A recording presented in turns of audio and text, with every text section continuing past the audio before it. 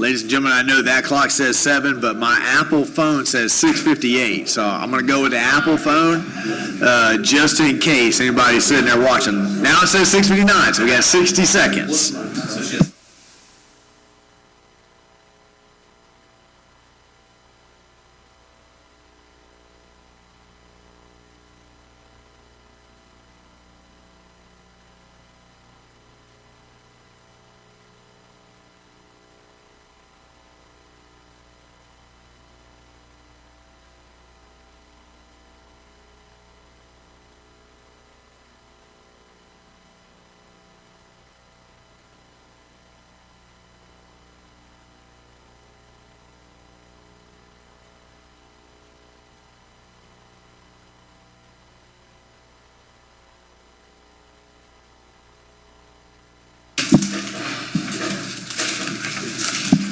We ready? Going live? Yep. Good evening, ladies and gentlemen. We're going to go ahead and call this regularly scheduled City Commission to order. I'm getting some feedback up here. Is everybody's mics? Everybody's off? Okay. Is that one off, Mike? Okay. I do have two changes to the agenda. We're going to pull item 10, the solid waste collection service agreement, and we're going to pull item 15, the legal services, until we get Commissioner Farnsworth and have a full deck. Then we'll bring them back. I made that suggestion last time. Didn't work out. So we're going to go ahead and make the call this time. We're just going to table those until we got all 5 commissioners back up here. That's the only change that I have. With those two changes, do I have a motion? I have a motion from Commissioner Martin, second from Commissioner Clark. Any comments or questions on the motion on the floor from the dais? Public comments or questions on the motion on the floor, which is just to approve the agenda with 2 small changes. Seeing none, all those in favor signify by saying aye. Aye. Motion passes unanimously. Pastor Armin Lowry could not attend tonight, but private citizen Tim Martin has agreed to give tonight's invocation. If you would please rise for the invocation and remain standing for the Pledge of Allegiance, which will follow directly. Thank you, Mr. Martin. Let me bow our heads. Heavenly Father, thank you for watching over us tonight.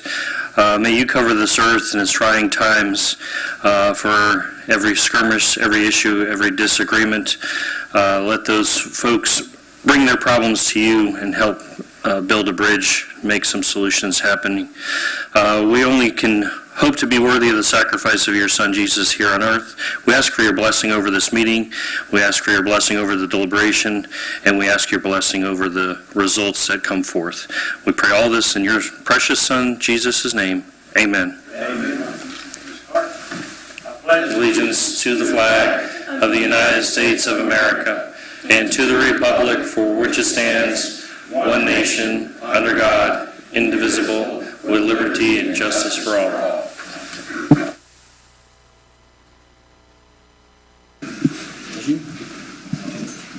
Thank you, Mr. Martin. Please resume your chair and become Commissioner Martin again. Okay, that takes us to presentations. Our first presentation is a promotional recognition. I'd like Chief to come on down.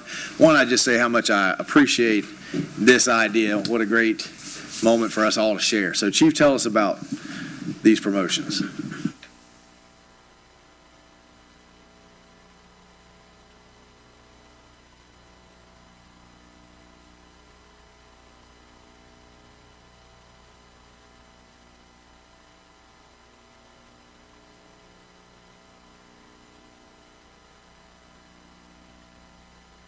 Okay, there we go. There we go. Okay. So I would like to take this time to celebrate and acknowledge a couple of Newberry's bravest for their hard work and dedication to the city. We had a retirement recently, which opened up a couple promotional opportunities. In the fire service, it's become tradition to take the promotional process and make it a competition. Okay, and with that competition, it tends to breed excellence, because everybody, regardless if you're actually preparing for the promotional process or not, get involved in it. And basically, there's multiple parts that go into this. We give them several books to study, policies, procedures, training manuals that they have to study, and then they will go out and they'll study, and then we'll give them a written exam of 100 questions, okay? And then they'll get their score, and we'll keep that score. And then they go out and they do a practical for the drivers. They got to go out and they've got to show proficiency that they're able to pump multiple lines off of a fire truck with different challenges that can get into the way so they can perform, to make sure that we can ensure that they can perform in that job. With the lieutenants, they go out and we develop a scenario where they have to give a size up of a fire scene, make quick decisions, command decisions, and go on into the building and proceed through and go through an entire scenario.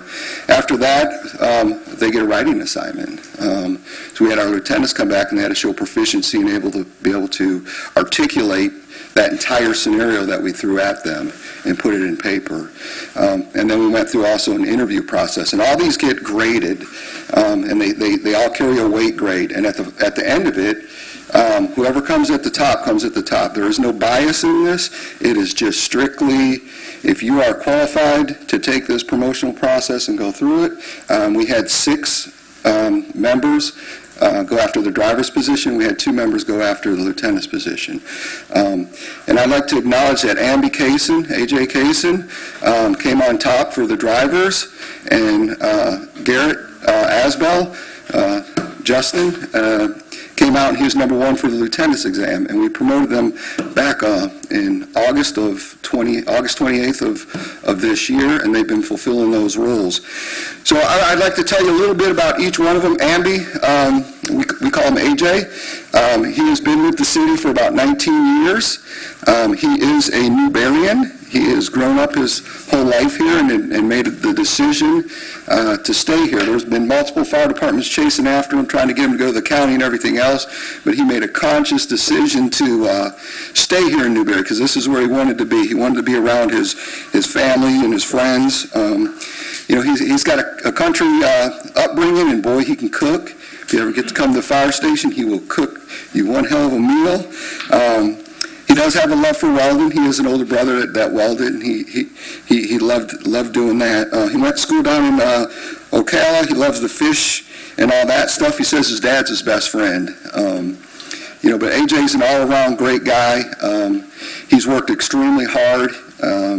When we started this process, he was super nervous. Wasn't sure, he's like, oh boy, this is going to be tough, Chief. I got to go against all these smart guys, but that breeds that excellence, right? Because everybody gets in there and everybody studies, and if everybody's studying, it just makes them better, right? So that's basically AJ. And then we have Garrett. Garrett has been here about 22 years. He comes from a long line of firefighters. His dad retired for 30 years with Gainesville. He's got a brother that's with Gainesville Fire. He's got a brother that's with Marion County Fire.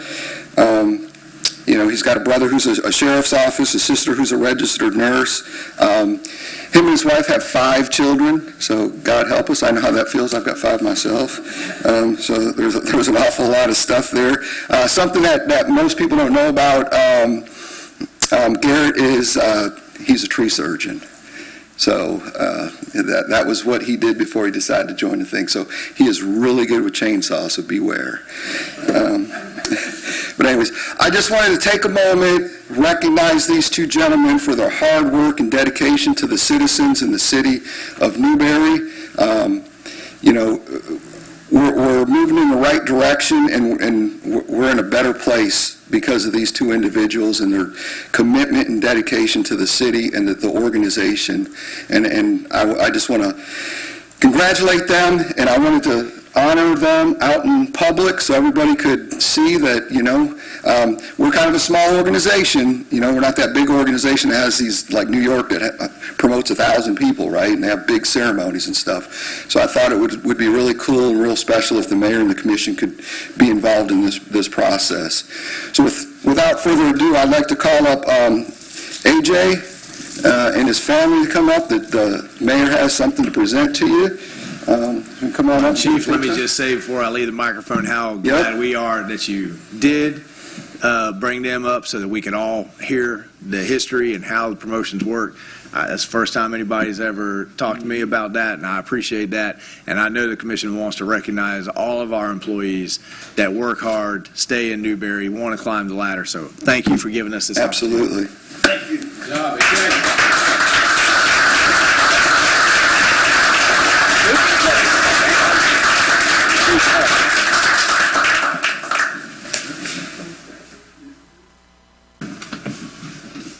Sir. All right. And I'll be expecting some barbecue here. Yeah, right.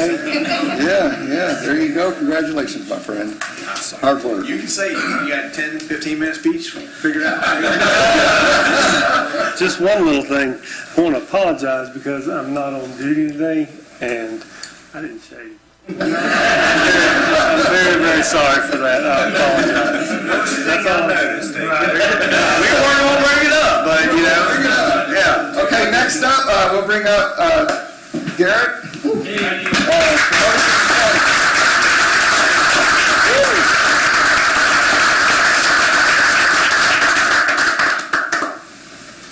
Good job, sir. You got your 10, 15-minute speech worked out? I did not, but I would like to say, but you guys probably don't hear it with the commission and the mayor. Y'all probably don't hear it a lot from the actual guys that work at the fire department, but we really appreciate all the support you guys give us. It's nice to have a commission up there that really supports the fire department and definitely is looking to the future, and we're just very much appreciative of that from the department. So, Well, thank you for guys taking very the time much. to say that. And we appreciate you shaving. For y'all, AJ was promoted to driver. Fire service, we tend to call them engineers. That means he is responsible 100% every morning he comes in for that fire truck out there. That is what he does. Okay, he comes in, he's 100% responsible for that to make sure that all the members of his crew are safe and they can get to and from calls in a safe manner. Garrett was promoted to lieutenant. Lieutenant is what we call a company officer in the fire department. He is ultimately responsible for the shift and his crews. So he would have a driver, and he's got 2 firefighters, and he's totally and completely responsible throughout the day and in everything they do. He sets the training schedule up. He sets up all the activities for the day. Whenever he gets on scene, he takes control and takes charge of the incident. He makes a lot of decisions that could be life-altering or life-threatening to somebody. So it's a highly responsible position. You know, and he worked extremely hard to get there. So I just want to thank you two, congratulate y'all, and thank y'all for coming. Thank you, Chief. Mr. Mayor, just congratulations to both AJ and Garrett from me. I would say one of the things you learn in Newberry with a smaller fire department is promotional opportunities sometimes just don't seem like they're ever going to be there. Both of these gentlemen are long-term firefighters for the city of Newberry, and both well-deserving. I think this speaks to the training that they undergo here in Newberry, day in and day out, being prepared for the advancement opportunities. And you guys, the elected officials, recall just how much in the last, say, 4 or 5 years that the commission through the budgeting process has invested to make sure that our guys are able to advance and have the technology in place to make sure that they can attain these positions when they come open so that we can promote from within. So congratulations to both of them. I appreciate them. Absolutely.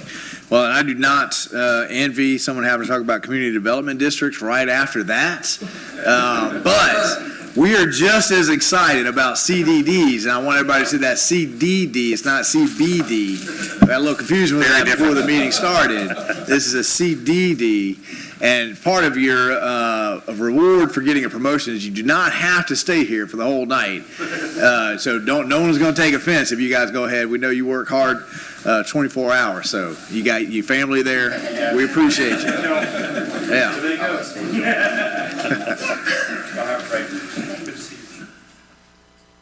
Just give him 1 second here.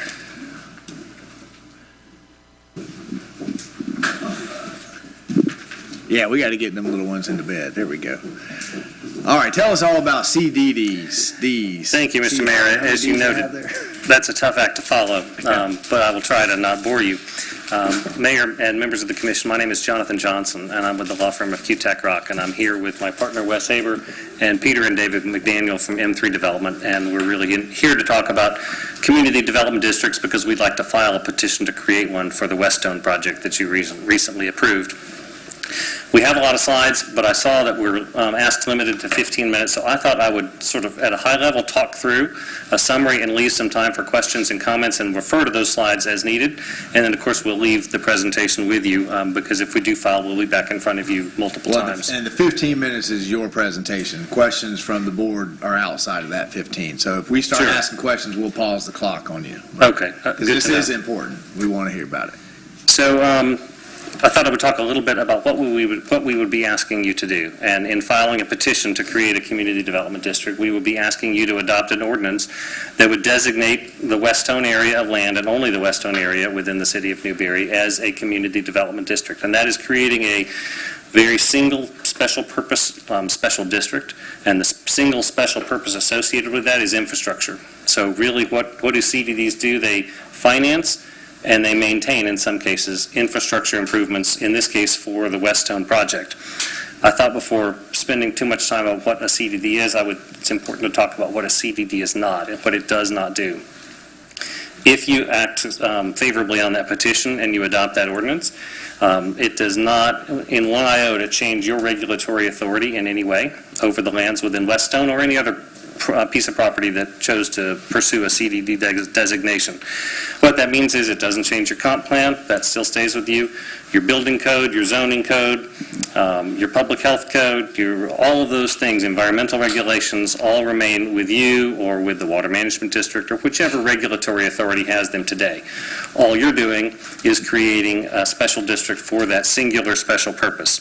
It also doesn't impact you financially. It doesn't impact your balance sheet because it's an independent special district. And what that means is that any of the debt or obligations that are incurred by this district are solely that of the district, and the only asset that is ever pledged for the repayment of those are the lands within those boundaries. So initially those would be our lands and the lands of other landowners there, and ultimately the lands of your constituents and our future customers. I'm going to stop the clock on you right there. Yep. You hit the point where I believe we hit a speed bump a couple years ago with CDDs.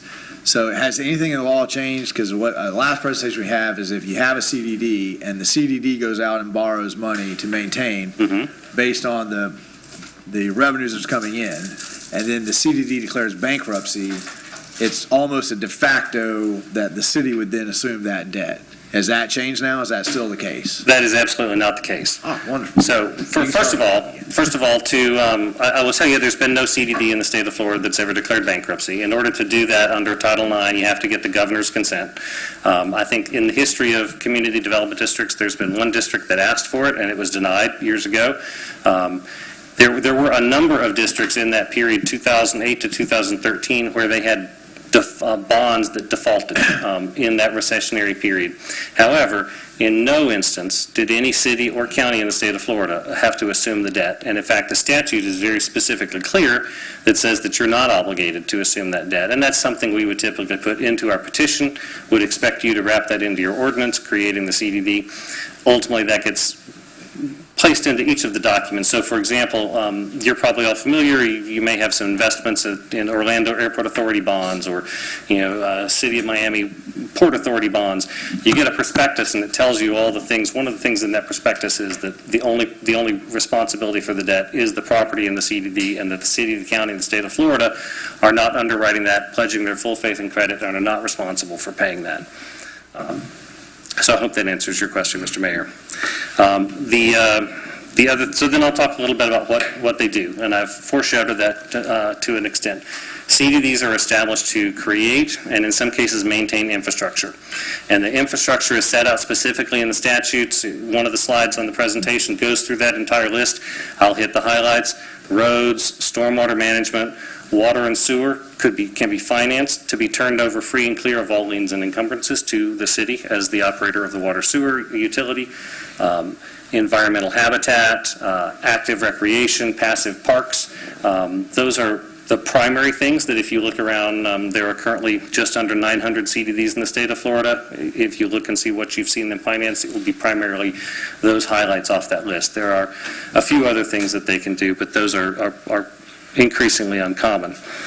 It also, as I said, maintains infrastructure, and I think that's an important distinction to understand, and it's one of the reasons that environmental agencies like the St. Johns River Water Management District prefer having a CDD for any kind of environmentally sensitive or environmentally critical infrastructure improvements, because the CDD will enter into a contract with the tax collector and the property appraiser for Alachua County. Our assessments get collected on that tax roll, which means if somebody doesn't pay, Mr. Smith doesn't pay, or a builder doesn't pay, the only recourse is the sale of the tax certificates, and those revenues come back in, and it's typically a very secure line of revenue, and which makes us a bankable, perpetual, sustainable entity in a way that you might not with a private homeowners association or some other arrangement. So that's an important tool that we bring to the table. I wanted to hit on some things that I thought might be important to you as the city of Newberry. What do you get out of having a project with a CDD? One of the things you get is transparency. If you'd like to know what's going on at Westtown, you will know far more with a CDD in place because we're meeting like you do. We have a board that'll meet monthly. The minutes are available. You're required to receive annually the budget for the CDD. You're required to receive annually the audit. We're required to get an audited financial statements.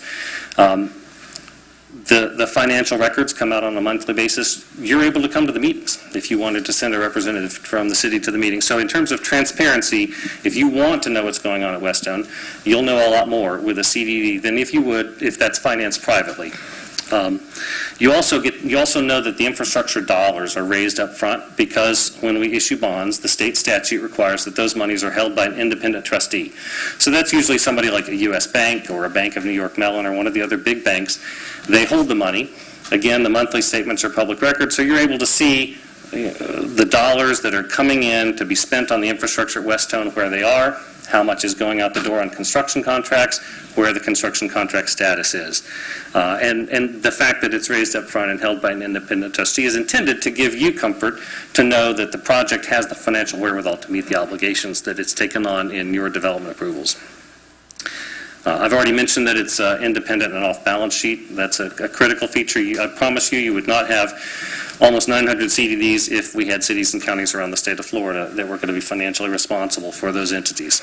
And then finally, as much and as excited as Peter and David are about moving Westtown forward, at some point they'll be gone.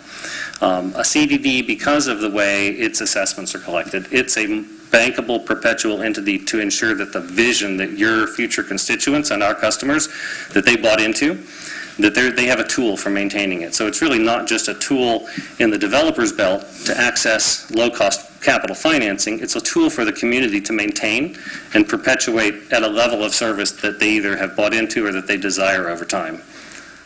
It looked like you had a question. Okay. I just generally look like that. And the last thing I would say that you get is that districts around the state are a critical part of economic development in the state of Florida. If you look every year, you may be familiar with RCLCO, who does a variety of real estate studies. Every year they come out with the top 10 list of the fastest absorbing or best-selling communities in the state of Florida. Year in, year out, 95% of those communities use CDDs or some form of land-secured financing. Sometimes they call them improvement districts or stewardship districts, but everybody but Margaritaville, frankly, on that list is using them. And I guess the Jimmy Buffett revenues are sufficient on those other projects. We're looking to do a CDD for kind of all the reasons that we think that would be beneficial to you. They're also equally beneficial to us. And as I mentioned, you'd be in good company. We've got about 900 CDDs around the state of Florida currently. Any of the areas where you're seeing growth, you're going to see landowners and builders who are looking to do a CDD. So with that, why don't I pause, and I'd be happy to address any questions that you may have. If you want me to go into any more detail with some slides, I can do that. Commissioner questions? Commissioner Martin. Can you go into some of the benefits for the developer you mentioned? Sure. So one of the primary benefits is that it gives us access to the tax-exempt bond market, because as an independent special district, we can issue tax-exempt bonds in the same way that the city of Newberry can, Alachua County, the Orlando Airport Authority. Now, our bonds are considered revenue bonds, which that means that we are pledging special assessments on the property. So they're not general full faith and credit bonds, not even of the CDD, but certainly having no impact on you. That's a big reason. Other reasons include things like because we're a special district, when we're undertaking construction, just like you are, we're able to buy our materials on a sales tax exempt basis. And for a materials heavy construction project, that can represent significant savings. It also attaches sovereign immunity to the project and the construction project because it's done through a special district. So those are all things that have value. And then finally, knowing that you have an entity that's taking on the maintenance associated with the community and leaving our customers, your constituents, in a position to set the tone for themselves. All of those have value for us.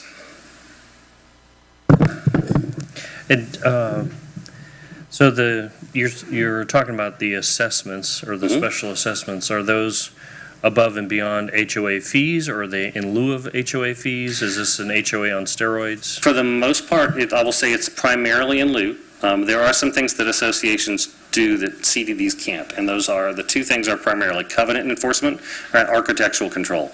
So you'll typically have a homeowners association as well, but the fees associated with the HOA will be much reduced over what you typically see, because everything else, all the active maintenance, to the extent there's active recreation or things that the HOA might have run, all those would typically then be done through the CDD. So you might have a smaller HOA assessment since you're having that CDD assessment that would stand in lieu. Let me maybe hit on... This is through the millage, though, right? No, It is non-ad valorem. So when you get your tax bill, you've got the millage at the top and the non-ad valorem special assessments at the bottom. So this is all non-ad valorem based.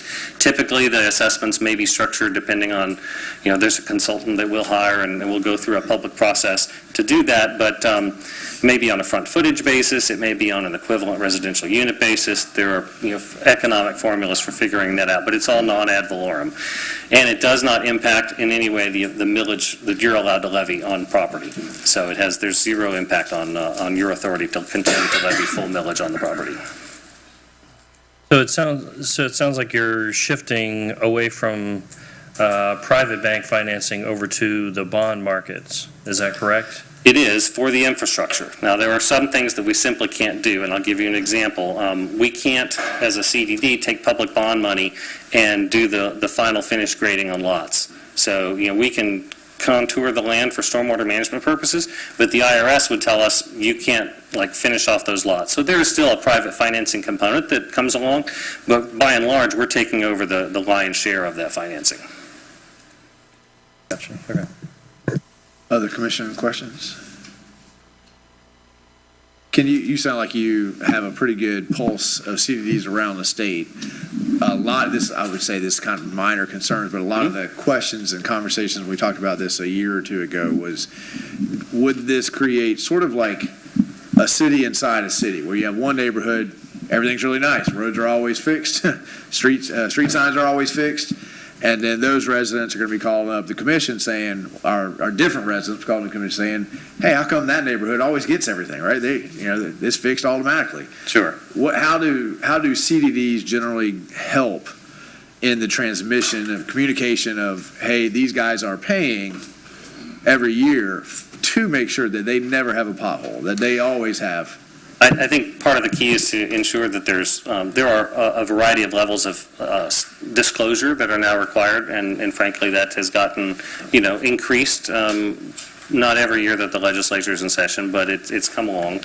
So making sure that disclosure is done properly, and I think there's also communication between CDDs and local governments like the city, so that you have the tools and the information necessary when you get that question to say, well, here's what they're paying, and here's how they're doing it themselves, because certainly that's a distinction that certainly could happen. But I think that disclosure up front and the sharing of information, which is something that we can certainly commit to and deal with in the petition and the ordinance, is a critical part of that.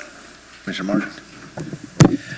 So is there somewhere in the in the math where there is potentially an offset towards property tax millage for those people who are living in a neighborhood that probably draws higher value, they're going to be paying more millage, but that millage comes to the general fund, whereas if we don't have to go back and do anything over there, it almost sounds a little bit like double dipping to extent, or it could be perceived that way at least.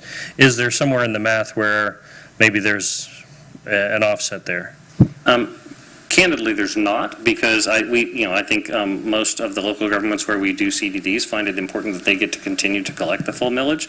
I think, to go back to my prior comment, one of the important things for consumers who are ultimately going to buy a lot and build a house or buy a finished house is that they understand what they're doing and they understand the cost that they're getting. So some of the disclosures that have been ramped up over the last few years, not only do we record a notice after you create the district that goes and gets pulled in their title records, we record every time we levy an assessment, we record the specific information about that. And then by state law, we're now required to create a brochure.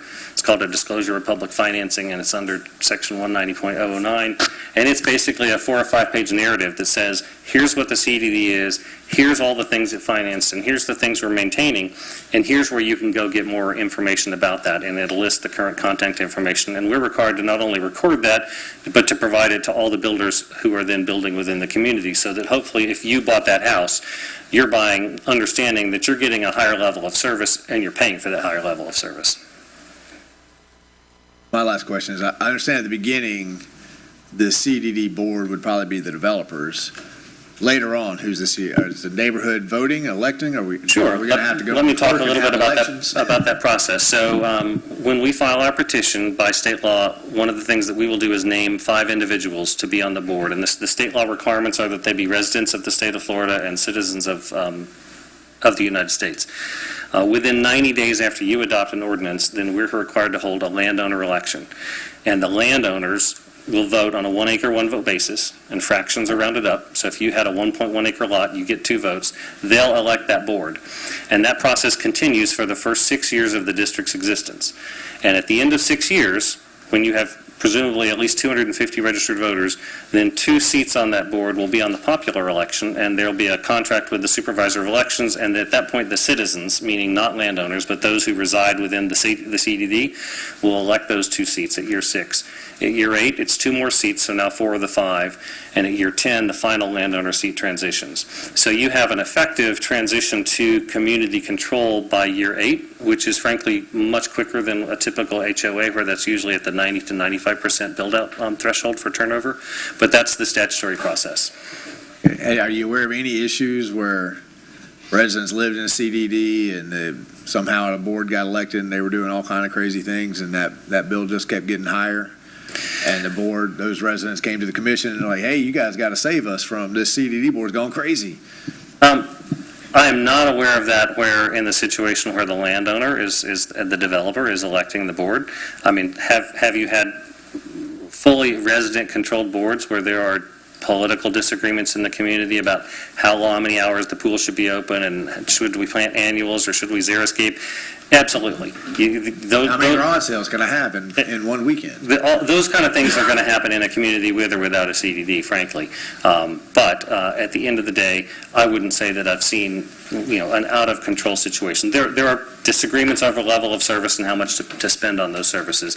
But that's, at the end of the day, those supervisors are accountable at the ballot box. And the answer is, if you don't like them, vote them out. And that's absolutely what I've seen happen in a lot of districts. Commissioner Clark? So with all of it coming, so when the CDD is purchased as a bond, you start building out. When is the first payment due? Are you paying, because there ain't a resident money yet? Correct. So here's the way that can work, and it can be structured in a couple of different ways. But let's say that we go out to the market and we sell a bond for $5 million. Right, sure. And the buyers of those bonds are typically like Goldman Sachs, State Farm Insurance, Nuveen, some of those big boys.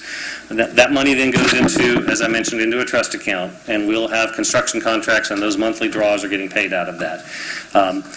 When the bond is issued, many cases, there'll be 1 to 2 years of capitalized interest structured in, so that you have that interest on the bond being paid until you see some progress on the infrastructure, but that's not required.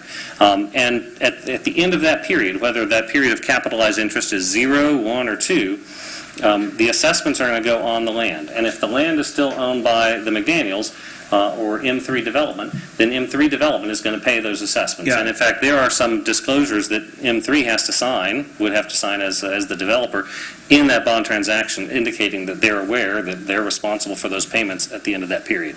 Okay, and then, so as you move forward, M3 builds 100 homes a year. Mm-hmm. It's assessed, we start with the first home. Is it always the same money, and so each house comes along, $100, each next house is $100, until we start the process, till we build out? Correct. Okay. So the assessment is fixed and determined. Perfect. It's also prepayable. So if you buy a home in there and you know you think you're going to live there your entire life, you want to pay 30 years of P&I, you can pay it off at a savings. My dad did that in Texas, and I called him and said, you know this is what I do for a living. You're selling the house next year. Why did you do that? But nevertheless, you can pay it off early if you'd like. And it is fixed and determined, and the debt portion of that cannot increase. And if we do that, and just pick on you, Commissioner Clark, if you don't pay your assessment, then the only recourse to the bondholders is to take that tax certificate money. They can't come to Commissioner Coleman and say you have to pay it, and they can't come to M3 and say you guys have to pay it. Every property is responsible only for their share, and no one is responsible for anyone else's share. So if they don't pay, is there a tax lien put on that house to when it is sold if they move out? So if the tax certificate sells, then no, because we'll get that revenue from the tax certificate. Now, the tax certificate holder down the road can apply for title. I got you. If that remains So unpaid. it can be liened? It can be, yes. Okay. Wow, this is pretty significant. But, so how long is the buyout? 30 years? It's typically a 30-year assessment. 30-year assessment? And so if a homeowner pays it up front and he sells his house, does that lot stay free and It clear? stays Does the free and net clear. guy? That's correct. It does? Yeah, if you pay it off, you pay your lot off, you're going to stay The free and net, clear. you sell your house, the net guy picks it up, he's done? That's right, because it's already been paid. That was done? That's right. Okay. I mean, it's a loan, and the loan It is is, paid. yeah. Okay. I mean, CDDs were all the excitement on this board a couple of years ago. We were really looking at them. I think that M3 Development was the first one to sort of bring it to us. I also think that there may be some developments coming up that may also want to think about a CDD. I think, in my memory, we kind of slowed down when we thought that the city may be responsible if they go belly up. So it's good to hear that that is not. And then there was a little bit of Commissioner Martin's concern of, well, these people are basically being taxed twice, right? And one neighborhood is they're paying for their own infrastructure, but they're still paying all of our taxes, and there's no good way to back that out. So I think that deserves a little bit more thoughts. But other than that, I mean, it sounds like it's something that we really should continue to consider. You haven't made it off your title slide here. Was there another slide in this deck that you really needed to show us? Are you happy? If you're happy, I'm happy, because, and we know that you'll have this deck available. And we have, let me just maybe talk a minute about what happens from here. We intend to put a petition together, and we'd like to get that filed with you. When we have that happen, then we work with your staff to review, answer questions, and position the item to come forward. It comes forward to you in a public hearing format. It gets noticed once a week for 4 weeks. And at that point, you have the opportunity to adopt the ordinance, continue the hearing if you want more information, or say no. So that's the next steps that we would expect from here. And this is an ordinance that you guys basically draft and we review, or do we have to create an ordinance for CDDs that you guys take advantage of? That's entirely up to your council. I've done that both ways, where I've done the initial drafting, or I've just reviewed. We like it when other people do the work. I'm happy to do the work. Yeah, and then we just review. But Just for clarity's sake, I think the mayor was also inquiring, do we have to adopt an enabling ordinance that just allows us to go through the process? And I'll give it tax assessment districts. If we don't adopt the enabling ordinance that allows us to create a specific ordinance, we can't move. Does this require the adoption of an enabling ordinance? It does not. Chapter 190 does not require that adoption, and in fact gives you specific authority to respond via an ordinance to our petition. Perfect. does that mean, and I'll take anybody's response, does that mean that this commission could adopt an ordinance for this this project for a CDD and then turn right around and say no to a different project? So Is there the statute different- sets forth the factors that you have to consider, and those are things like, is it sufficiently large and sufficiently compact and contiguous? Is it amenable to special district government? So those factors may be different from property to property. So I don't think that adopting a CDD for one piece of property absolutely forecloses your decision on another. But I'm sure your counsel would tell you he'd want you to be specific about, or consistent about how you apply those factors, but those factors could turn out differently on a differently configured piece of property. Any other questions? All right. Thank you for your time. We Thank you appreciate very it. much for the opportunity to be here. Do you need a head nod or anything for you guys to begin that conversation? Mike, no? Thank you. Y'all conversate away. Okay, that's going to take us to annual review of planning and economic development department accomplishments. Brian, make your way down. I got a picture of you giving a presentation and they said it was absolutely riveting, so great job. Oh, well, thank you. Where was I? I didn't even ask. They said, hey, I was in here. It must have been the Builder Association of North Central Florida. That sounds about banquet. Good. I'm So many talks these days about Newberry. I was always happy to brag about Newberry and welcome more commercial development in, and that was an opportunity. So this is just, wait a minute. You just wanted to show Craig Casey one more time. Okay, thank you.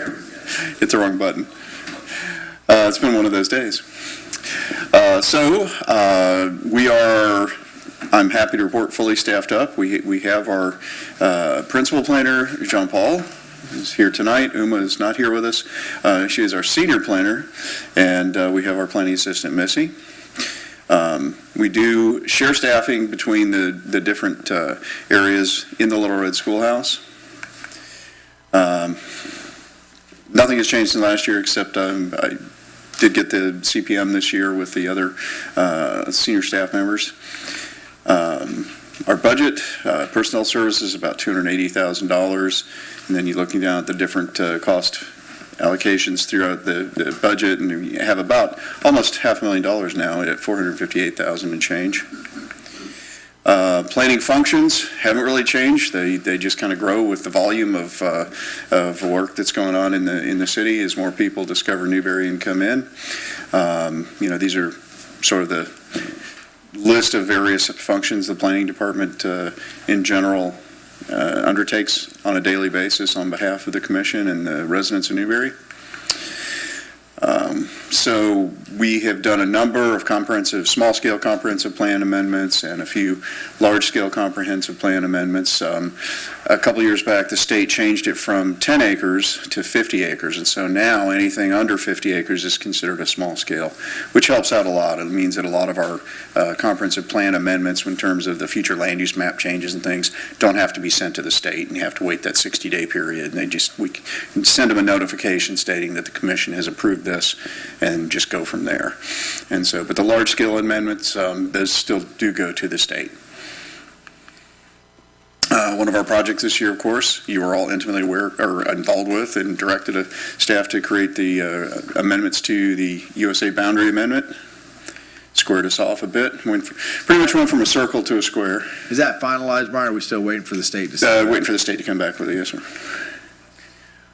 We've had some LDR amendments in the form of rezonings on 6 parcels, a total for annexations. We slowed down annexations a little bit this year, and we were having just constant annexations. I think the market in general we had fewer people that were requesting annexation.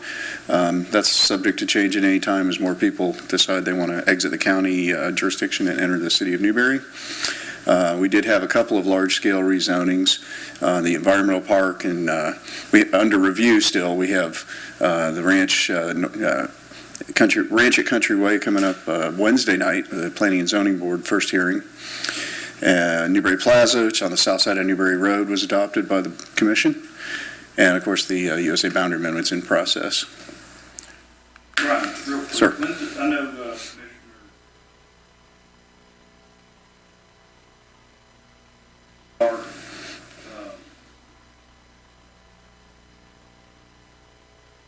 Yes, sir. Yes, sir. To get the state on the other one first? Typically, And then excuse me, typically, the community needs to do the comp plan first. That's your vision document, that's your, where's it at in this stage? it will be complete in early spring, so, And then we'll do the LDR right after? yes, sir. Then we're going to start right into the LDRs. That's gonna be fun. The LDRs are the nuts and bolts where you implement everything in your vision of the comprehensive plan. And so, to Mayor's point, yeah, it's going to be fun because there's a lot more detail in all those. I don't know about every night, but Every other night. Yeah. every other night. Anyway, that's good then. So we're looking Yes, sir. forward to spring, then we'll get started on that.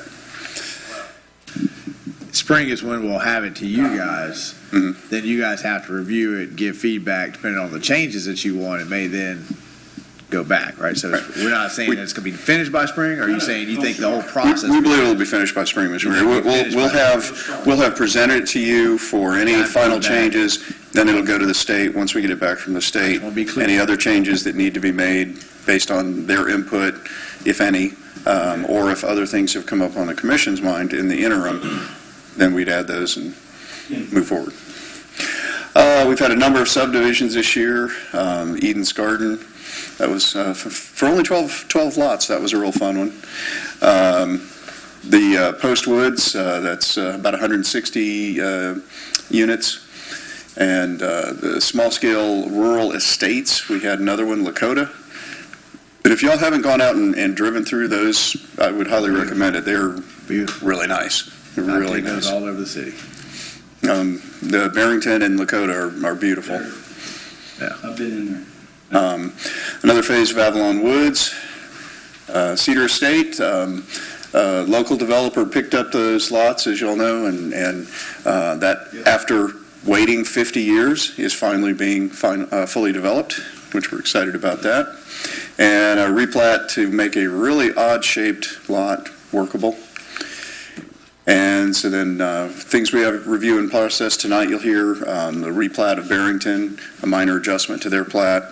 Got Magnolia Acres is one that just came in to the planning office recently. Dillon's Grove is moving along. Last time y'all approved the plat for 2A, now 2B has come in. Another 19 lots out there. And then Tanglewood is going to be coming any day, 106 single-family lots in Phase 1. That's the Weisman development on the south side of Newberry Road, out towards 202. And then Avalon Woods Phase 4A is now been turned in. Site development plans, Avalon Woods, in addition to the residential component, also has a commercial component on the south. And so Town Center Storage Building, which is the same owners as the storage unit down in the triangle there on 15th. Shore Builders is going to put a facility in there. Of course, the Equestrian Center, some modifications there to the site plan.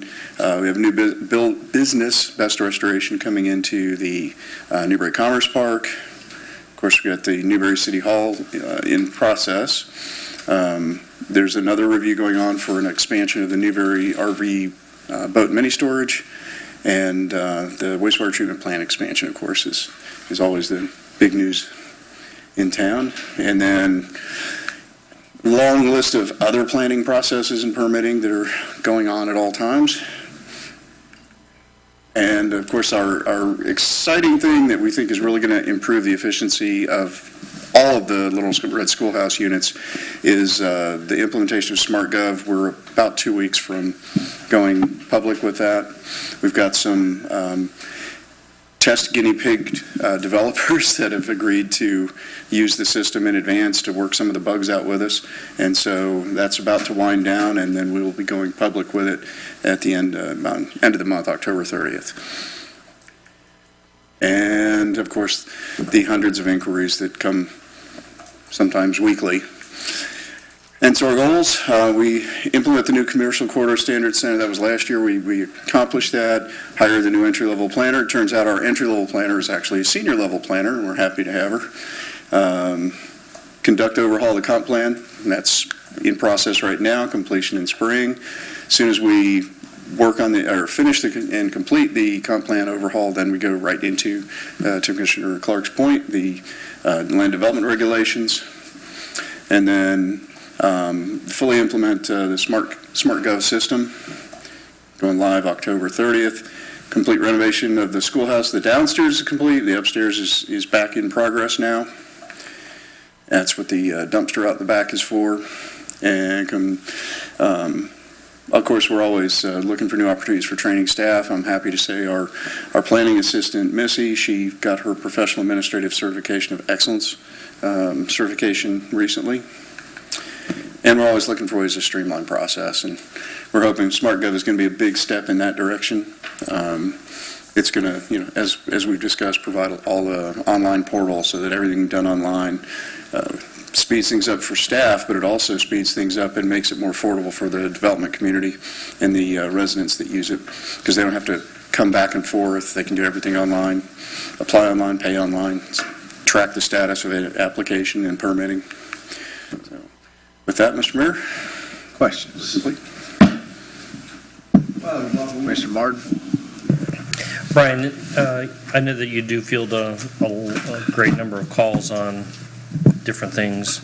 Is there something that we can do as a commission to help communicate back to residents, sort of the biggest questions that you typically always get, or? Mr. Mayor, just, I guess. Do I need a permit? Yes. Yeah, that would be the big one right there. If anybody ever asks, do I need a permit? The general answer is yes, please yes. Or at least call the building department or the planning department and find out for sure.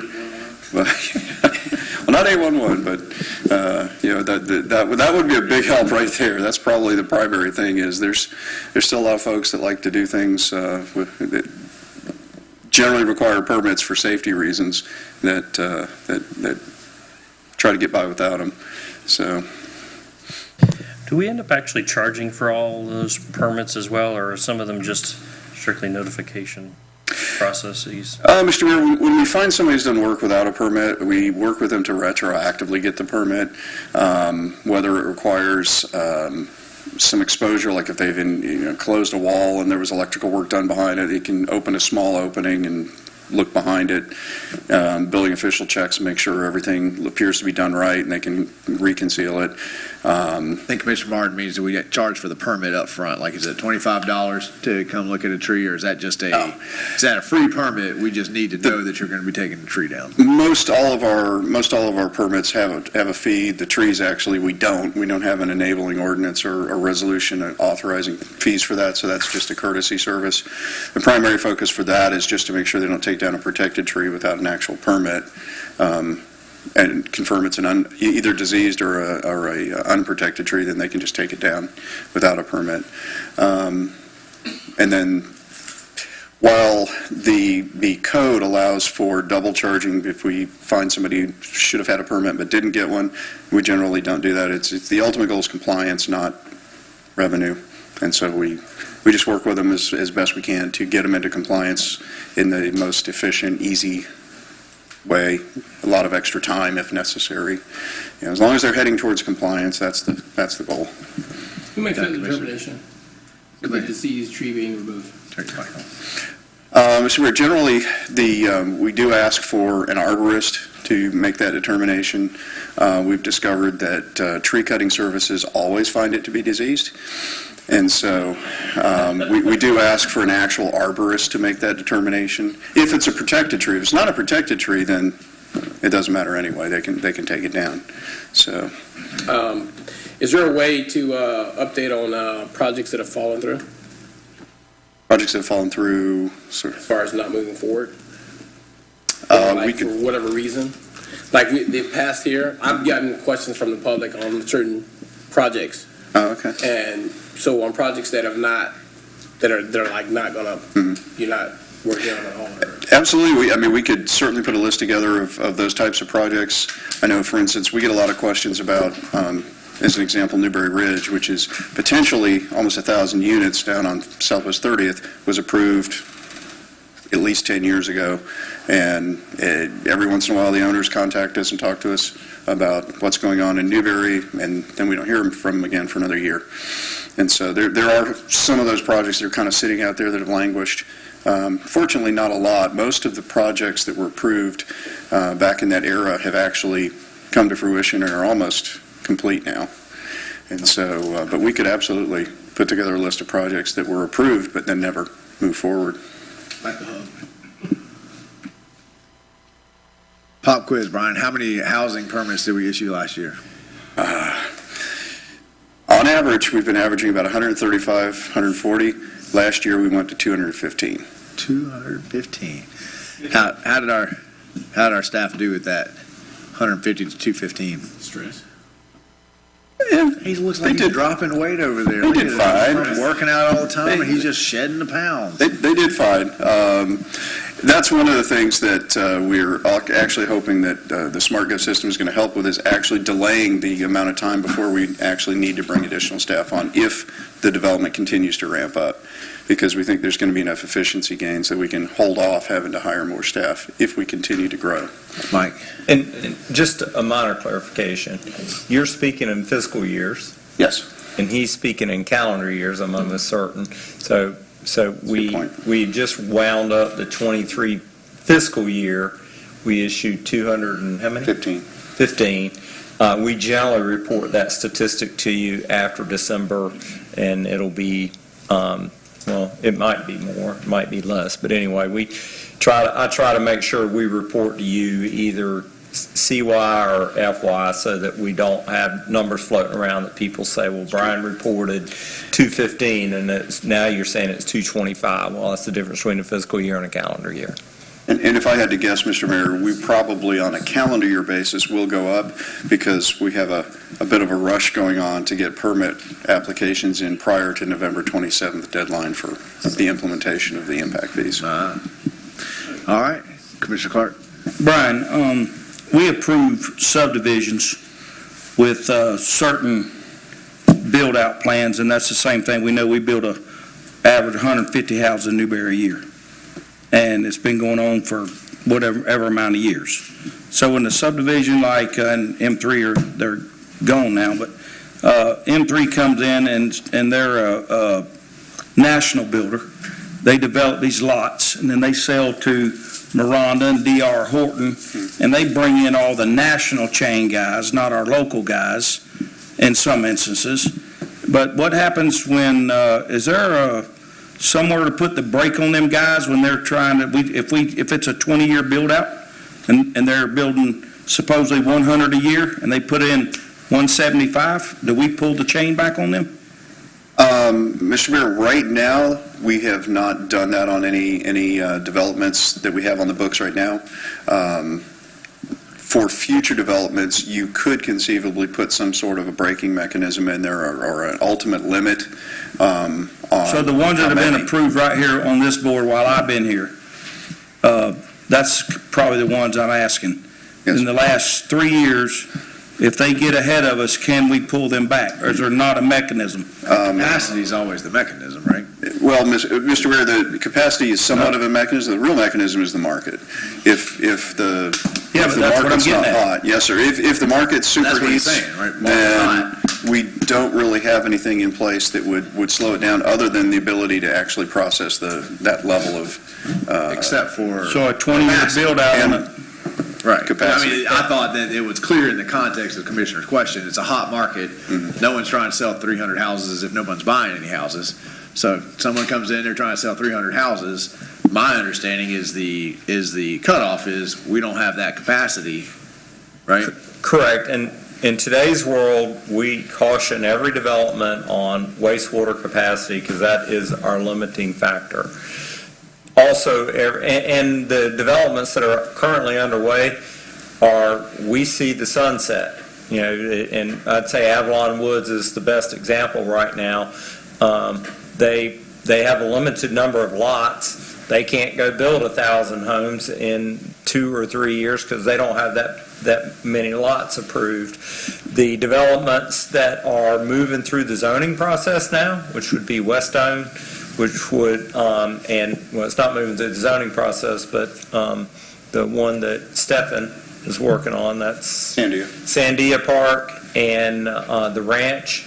All of those developers are aware that staff suggests that we put some sort of a schedule in that limits the number of homes. Now, that will show up in a development agreement, doesn't show up in the zoning documentation, doesn't show up in the comp plan change, but staff's recommendation to the commission, if they want to somehow throttle development to a certain number, that we do that via a development agreement during that process, which is not very far away from us. Those developers are aware. And to the mayor's point, concurrency at our water and wastewater is currently the most available thing. On paper, we're right at being out of capacity for wastewater. We have an appointment with FDEP to see if we can convince them to count wastewater capacity the way that we count wastewater capacity, because if you go to the plant today, you'll see we're flowing at half capacity. About 50% of the flows through there, and we have tons of available capacity for new homes to hook up. But if you count it on paper the way DEP does, we shouldn't approve another house. So we have to have a conversation with that to get them some buy-in. We believe we have plenty of checks and balances. All right, that's for the future. I mean, that's correct. All right, anything else about what the planning department has accomplished this year? Thank you, sir. We appreciate you. All right, ladies and gentlemen, usually we like to have public announcements kind of early in the night, but this time we had some pretty hefty conversations. If you want to address the commission about something that's not on the agenda, we have a 2-minute public announcement. So this is, if it's on the agenda, you can wait. You'll have a 5-minute public comment before we take any motions or before we take a vote. And then there's a longer period at the end of the night, 5 minutes, if you have more controversial. But if you want to get up and tell us about a garage sale, lost dog, anything like that, now's a great time to do it. Don't everybody rush to the mic at one time. Come on down, sir. It's always good to have at least one public comment. Thank you, I appreciate it. Thank you, Mayor and Commissioners. My name is Michael Cowart. I moved to Newberry this spring with my 2 boys in hopes to be able to get rid of the hustle and bustle from Gainesville and have them grow up in a smaller community. So other than the traffic between Tioga and I-75 going into Gainesville, that's you guys have delivered on that in many ways. By the sounds of his presentation and a CDD, it sounds like that issue is going to continue to get worse. I don't know if you guys commute to Gainesville, but it is atrocious in the morning. If we have to. Right. So that being said, I'll digress to something that you guys can potentially weigh in on. On October 13th, it took 20 minutes for me to get from the front entrance of Countryway to 21 or 27. I'm sorry. This is 0.2 miles, a fifth of a mile, 20 minutes. When I approached the intersection, I saw a deputy, and I apologize for speaking with anyone ASO, but I saw a deputy sitting in his vehicle with the window open, and I said, "Hey, is there any way you can help with the traffic?" And he got out of the vehicle. He said, "What do you mean?" I said, "Can you help with the traffic?" And he said, "That's not my job." I said, "Well, the traffic's backed up way past the elementary school. Can you at least help out? I mean, I think this is kind of a..." Was this in the morning or the afternoon? It was in the morning. So he said, "Well, that's not my problem," and got back in his vehicle. I notified ASO and was contacted with a sergeant who I said what my grievance was, and he said that he was sorry for the actions of that officer. He had recently undergone several traumatic incidences at work and was probably stressed out, to which I have grace. I mean, those guys go through a lot. So, but he said the officer was not wrong, because those are supposed to be school crossing guards. So there's supposed to be a school crossing guard right there at 27 and Southwest 15th Avenue. Those folks are supposed to only stop traffic whenever there's children crossing. Well, the continued flow of traffic on 27 makes it almost impossible for people to exit off of 15th Avenue without some type of traffic direction. A lot of times the school crossing guards will get out there and assist with that, but for the most part they don't. This exacerbates the problem with the school traffic going through the elementary school, the school traffic that I've observed going in and out of the middle school because they can't get into the school because they can't get out of the school. So I told him that I would speak on his behalf and ask the commission to potentially consider hiring not school crossing guards, but actual people to direct traffic in these areas, because otherwise I feel like people are going to get upset. Go ahead. I'm past my time? Yes, just Okay. a little bit, but I think, Yeah. and we don't normally do back and forth, but I will tell you, we've already worked out that agreement with ASO. There is supposed to be a crossing guard there that will stop traffic. We've had that agreement now. We just had a changeover in the sheriff, so we may have to go back and remind the new interim sheriff that we have that agreement. But I had to drive that route myself pretty much all last school year, and I think besides for 3 days, there was always somebody there that was directing traffic. The whole town celebrated when we finally got that last year. Yeah, I it's, remember when they do it, balloons going up. it's amazing. Everybody was so excited. But But it does even make it, when Yes. they're not there, Yes, sir. it does make it that more irritating. So we will talk to ASO, we'll get that figured out, because there is already, that deal's already supposed to be there, I so, appreciate it. Thank Yes, you sir. guys for your time. absolutely. Any other public comment? Come on down, you don't have to raise your hand. I'm used to it. Hi, my name is Lisa Darling, and you already know me. I just have a question, and I didn't know if it's appropriate now to ask it regarding his comments about the tree, what's going on with Newberry, and he said you have to have a permit You To can ask cut it, and a we'll tell tree. you if it's appropriate. to cut a tree down, That's an appropriate question. because I'm in the process of getting some trees cut down. So, Did you ask the tree cutter if they were diseased? no. No? Well. Yeah, I'd talk with Brian. We are supposed to, because they are endangered, we're a tree city, and there's a list of trees that we're trying to protect per state law. And so you're supposed to contact, and a lot of, especially if you have neighbors and those kind of things. we Even need if to make they're sure. on my property? Even if they're on your property, yes, ma'am. Do you have any neighbors around that'll rat you out? No. Just a question, I'm just asking a question. They probably Not would making be, implication. They probably would, well, because of the weather, the storms and everything, these are water oaks and they are very heavy. So if when the limbs fall, I don't want them to fall on my neighbor's roof or their property. And your neighbors probably want you to get those trees. You know, and they've Brian been will going through help that. you. Brian Okay. will help figure out if you need it. Okay. My question is, and this is to everybody, I would say easily 95% of the time that the code enforcement shows up is because a neighbor has notified us that you're doing something that you shouldn't be doing. Oh. We do not drive around Newberry looking for things, but a lot of times we have neighbors that like to be very, very considerate of their other neighbors, make sure everybody's following the same rules. So, Okay, that was my question. All right, thank you. and now that you're on camera, Brian will definitely help you out. Any other public comment?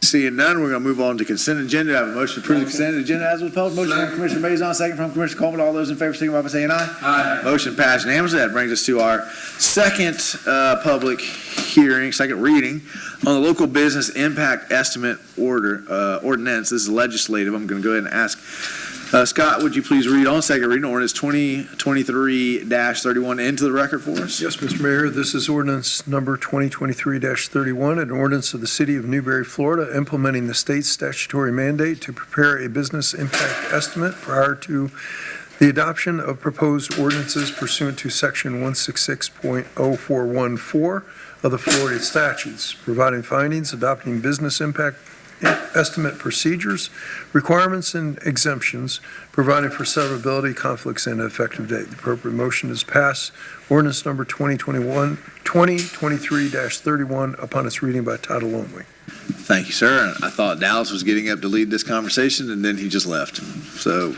I guess that's his way of saying, Mike, you're on deck. And Mr. Mayor, Dallas had an item on the consent agenda and was attending in case it got pulled. When his item did not get pulled, it got approved, he He went said he's home. going to bed. Correct. All right, so are you leading, or is this Brian? No, this local business impact estimate ordinance is the city attorney's Oh, item Scott. to All take. right. Happy to do so. Go ahead, Scott. This is a state law that requires you to implement this particular provision. You'll notice in one of our items on the agenda, there is actually an impact statement. So we're putting our money where our mouth is on that. And there are a number of exemptions if you are passing an ordinance related to the compliance with federal or state law regulations, refinancing debt, adoption of budgets, budget amendments, revenue sources necessary to fund the budget, implementing contracts or agreements, grants, financial assistance, emergency ordinances, ordinances relating to procurement, ordinances enacted to implement Chapter 163, which is your land development regulations, which you'll see on the agenda later this evening is a land development ordinance and therefore is exempted pursuant to that section of the statute. The most important provision of this ordinance is that it allows you to pass along the charge to a person, firm, or entity that is requesting for a study and assessment, so it allows you to pass that along should you feel the need to do so or that it is appropriate to do so. You certainly have the ability to waive that as well.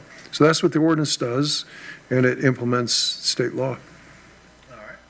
Thank you, sir. Yes, sir. Any questions on this from the last time? Tim, you don't think you were here the last time? Yeah, is this, wasn't this a post-COVID sort of aberration about trying to keep local business or local governments in check with regards to how they potentially impact a business with what they're doing? Is that what this was about? I think that's a fair assessment. Okay, all right, fantastic, that's what I thought. Thank you. But it also bears on us. So if a group of citizens said, hey, we want to have more stringent solar ordinances, this commission could say, well, that's fine. You guys get to bear the cost of going and making the study happen, right? If a business came to us, we were trying to think of an example last time where a business would actually come and ask for more stringent regulations, and we couldn't come up with one. But we could come up with a resident one, although we recognize that that would not go over very well if you tried to implement that. So there will eventually be a cost probably to this board for having to go out and do these studies, but state law, nothing you can do. And this allows us to pass off in appropriate situations the cost of that study to whoever is asking for it. Any other questions? I'll entertain a motion. I have a motion from Commissioner Martin, second from Commissioner Clark. Any comments, questions on the motion on the dais? Public comments or questions on the motion on the floor? Come on down, sir.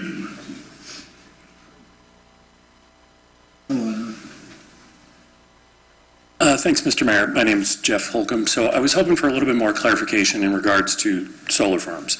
So that was a really bad example. It was the only one I could think of. Right, but nonetheless, and then it got misreported. So I was using it as an example of what we wouldn't do. But right. So in that example, if local citizens were coming forward and saying we wanted, more restrictions, the onus would then be on us, the citizens, rather than the solar company. Let's say residents came and said, we don't want a 15-foot buffer, we want a 10-acre buffer. Right. The solar company could say, that's going to damage our ability to make money, and we need you to do a study to show how much that ordinance would cost us, right? This board would either have the choice of reaching into every taxpayer's pocket in the city to do that study, or they could say, well, if the citizens around there are the ones wanting that increased, you guys go and pay for the study so we know what the economic benefit is. Am I saying that relatively? I think that's correct, and there's two pieces to what the mayor is talking about. One would be that the setback, the use of the land is now restricted, so there's an economic impact to that under this example. The secondary impact would be also you're not placing solar panels on that particular land that is subject to the setback. So there's an economic loss of power generation, i.e. revenues. So there'd be two pieces to that study. And that's a pretty complicated process to go through. I doubt, we have a very good planning staff, but I'm very doubtful that they could assess the economic impact of some regulation like that. Hence, if we were going down that road, we would say, we're going to have to get experts to evaluate this and see if this regulation, how it is impacting the business of production of solar energy under our example. So that's the idea behind it, and it allows local government to assess that cost to the different parties. Perhaps it would be to the solar company itself, perhaps to the individuals that are requesting the information. It could be a variety of ways, or we could waive that altogether, and the city could say, we're gonna adhere to those costs, or we're gonna bring those costs into the city. Another proviso is we pass a budget and we have very strict constraints of what we can do in the course of a year. So all of these things impact us greatly when we pass regulations. That's what the mayor is talking about. And the other facet, this ordinance, if this commission said we're voting it down, that doesn't change the economic impact study, right? If this board decides to pass an ordinance that disproportionately economically affects a business, the business says, well, you can't do that until you have the study that shows how much it's going to cost. So all this ordinance that they're about to vote on allows us to say, okay, if you're the one doing it, you can pay for it. But the study still has to happen one way or other. There's an ordinance from Tallahassee, so it's Tallahassee regulation coming down. Understood. If I could ask one follow-up question. If we, the local citizens, end up paying for the study, do we get any say in who is performing, who the experts are that are performing the study? What if it's someone New who's... law, I don't know. I think that this would all be conducted in the public, so the city would be looking to secure an expert on these that would have the requisite qualifications to give us the information that we would need.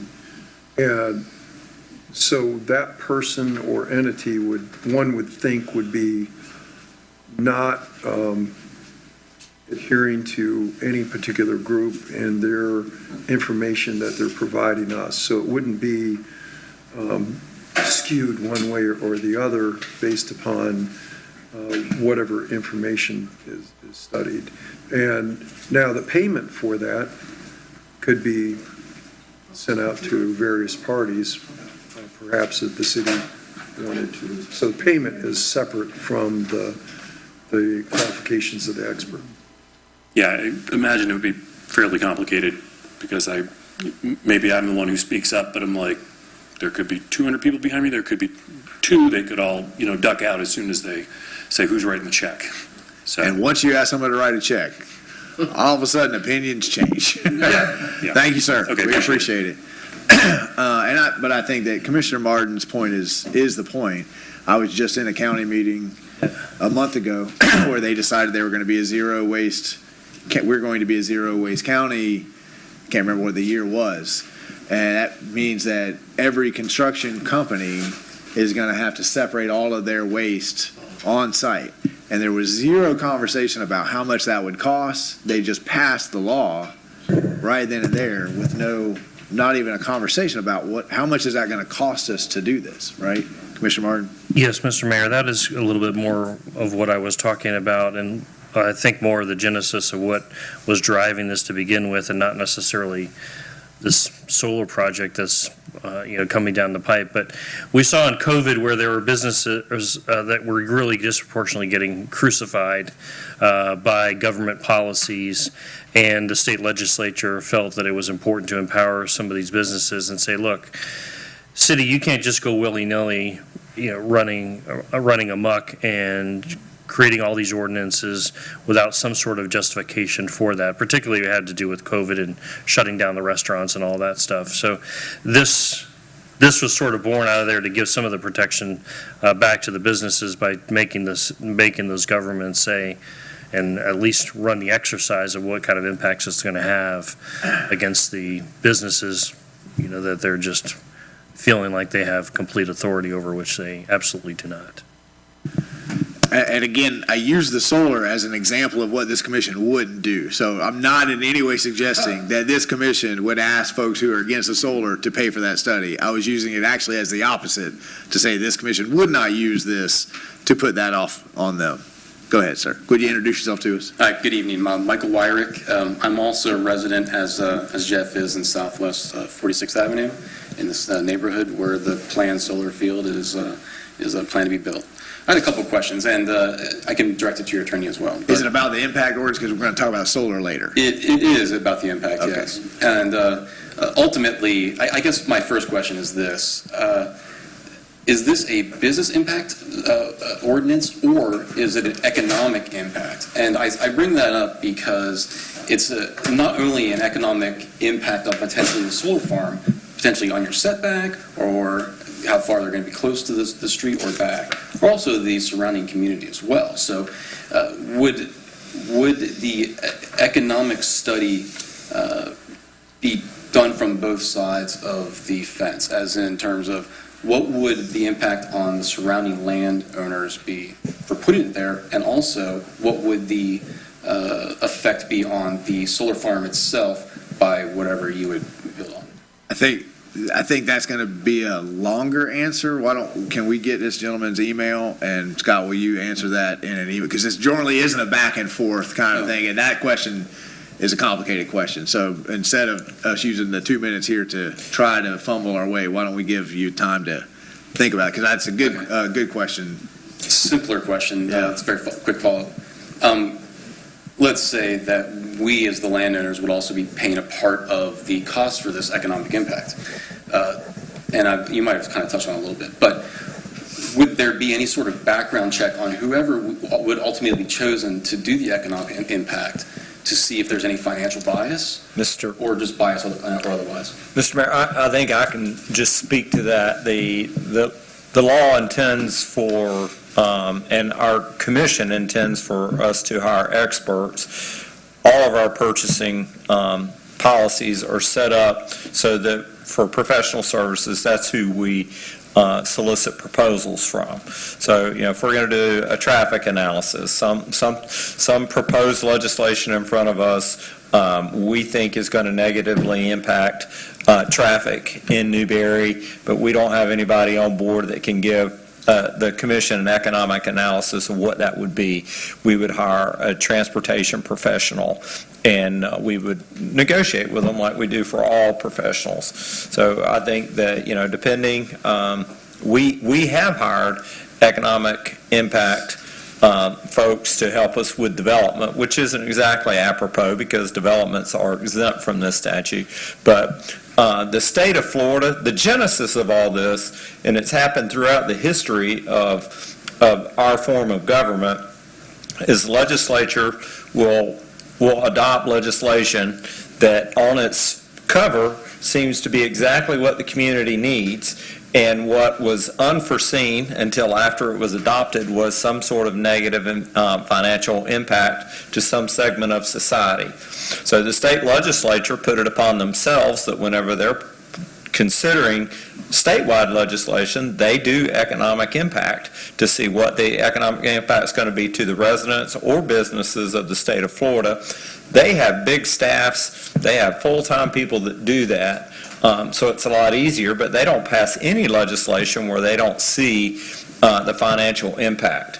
So this legislation was geared at addressing a local legislature who said, well, we sure talked about a lot when we were considering that legislation, but nobody raised that issue. So this is the state's attempt at ensuring that staff brings forward more information to elected officials when they are considering legislation that's in front of them so that they make more balanced decisions. That's really the genesis of the whole thing.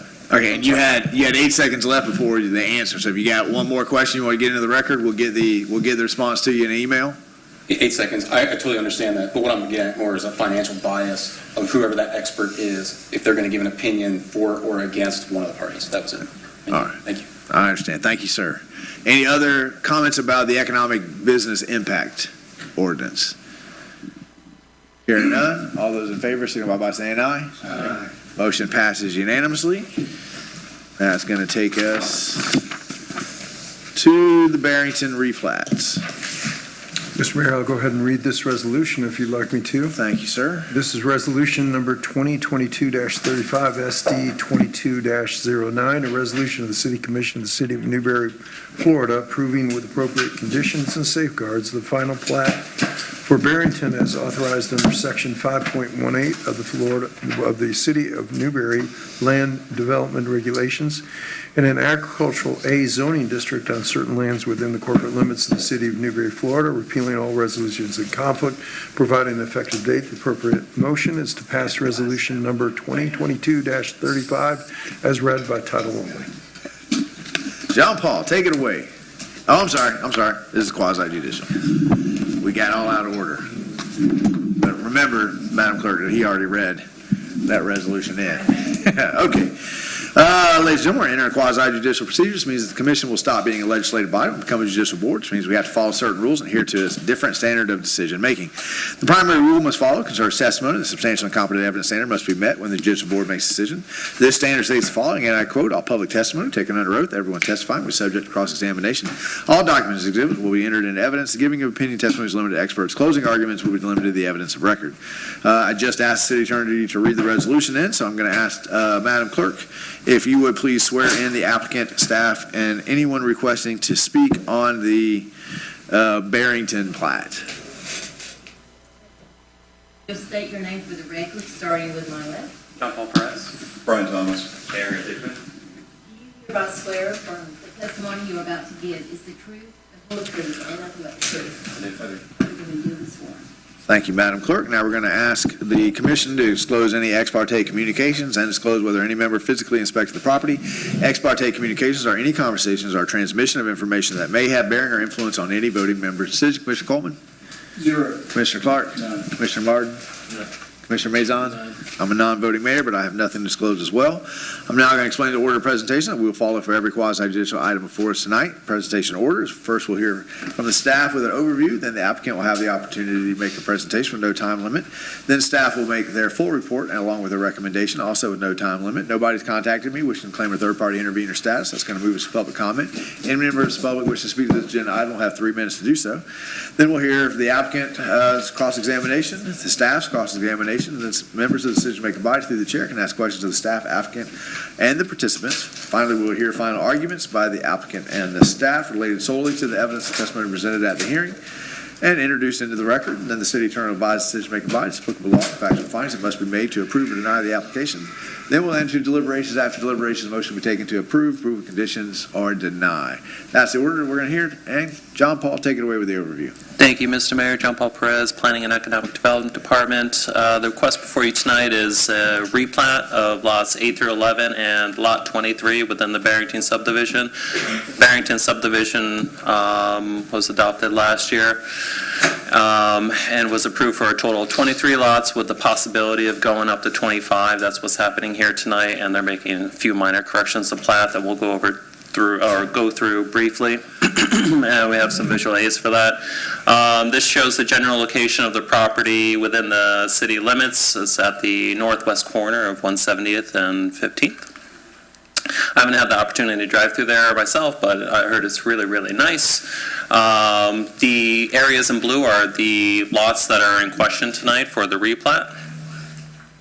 And again, they're just realigning some of the boundaries for lots 8 through 11 to adjust for the internal private road. This is an issue that popped up during the Swanee River Water Management District permit review. They had to readjust the alignment of the road for surface water purposes. And lot 23, which is the large 30-acre lot at the southeast corner of the development, that was going to be the rural event center. They're now carving 2 additional lots out of that to create lots 24 and 25 from that one lot. So Losing lots? they're not losing lots. So we're just adding lots? We're adding 2 lots. Big green space there. Yes, exactly. All right, so this is Lot 23 here, that large green space that Commissioner Clark just mentioned. From it, you can see they are creating Lot 24, and from the remainder of Lot 23, they are creating Lot 25. So those are now 2 new developable lots that will have a single-family home on each, and 25 will most likely still be the site designated for a rural event center when it comes to fruition. This is undeveloped though, isn't it? Lot 25, I believe, is for the rural event center, correct? Yeah. Yeah. A little out of order on the quasi judicial. We got questions later. These are lots 8 through 11 on the left-hand side. The image with the red line through it shows the old orientation of the lots as they were coming together and would provide access to the property. They're readjusting that boundary to address some... Is this the overview, John Paul, or does the applicant not want to make a The applicant is not going to be presenting. They're just here for technical questions. Yeah, because it's just a minor replat. It's probably not necessary to have 2 of the same presentations for this particular item. So with this, when this came to staff, it wasn't until after we published the agenda item, and we're going to ask you to place a condition on the approval to work with staff regarding turnaround for fire engines. But on the left image, you can see there was a roundabout there that would allow a fire engine to make a full 360 and never have to put it in reverse. This new road orientation has sort of changed. Fire Chief Vogel and Brian Thomas have already gone out there once, and they were able to do a 3-point, but we're going to continue to work with the engineering staff to see if we can get something more amenable to not having to do a 3-point with a 35-foot wheelbase truck. So, and for that, we do find it, save the one condition that we're asking to be added to allow staff to work with the applicant on resolving that one issue, consistent with the comp plan and land development regulations, and we are recommending approval. That completes staff's presentation. Staff and the applicant are here to answer any questions that the commission may have. Okay, and to be clear on the condition that you're adding here, asking the commission to add here, is that you're going to go back to the applicant and there will be a way to turn around, or you're going back to see if there's a way to turn around? We will work with them to a point that Fire Chief Vogel is satisfied with whatever improvements are made to allow, the fire engine to turn around. Okay. Yeah. All right, thank you, sir. And are you waiving your right to presentation? You don't have to, just making sure, okay? That's going to take us to public comment. Any members of the public here to speak to this agenda item have 3 minutes to do so. Seeing none. Did you hear anything you'd like to cross-examine, sir? No, sir. All right. And you're not going to cross-examine yourself. Member decision-making body, you have any questions for staff or the applicant? You can ask all those questions again if you want to. All right. Would you like to make a final argument? Would you like to make a final argument? All right. Mr. Attorney, would you please advise us to make about applicable law and factual findings? Substantial and competent evidence. Thank you so much.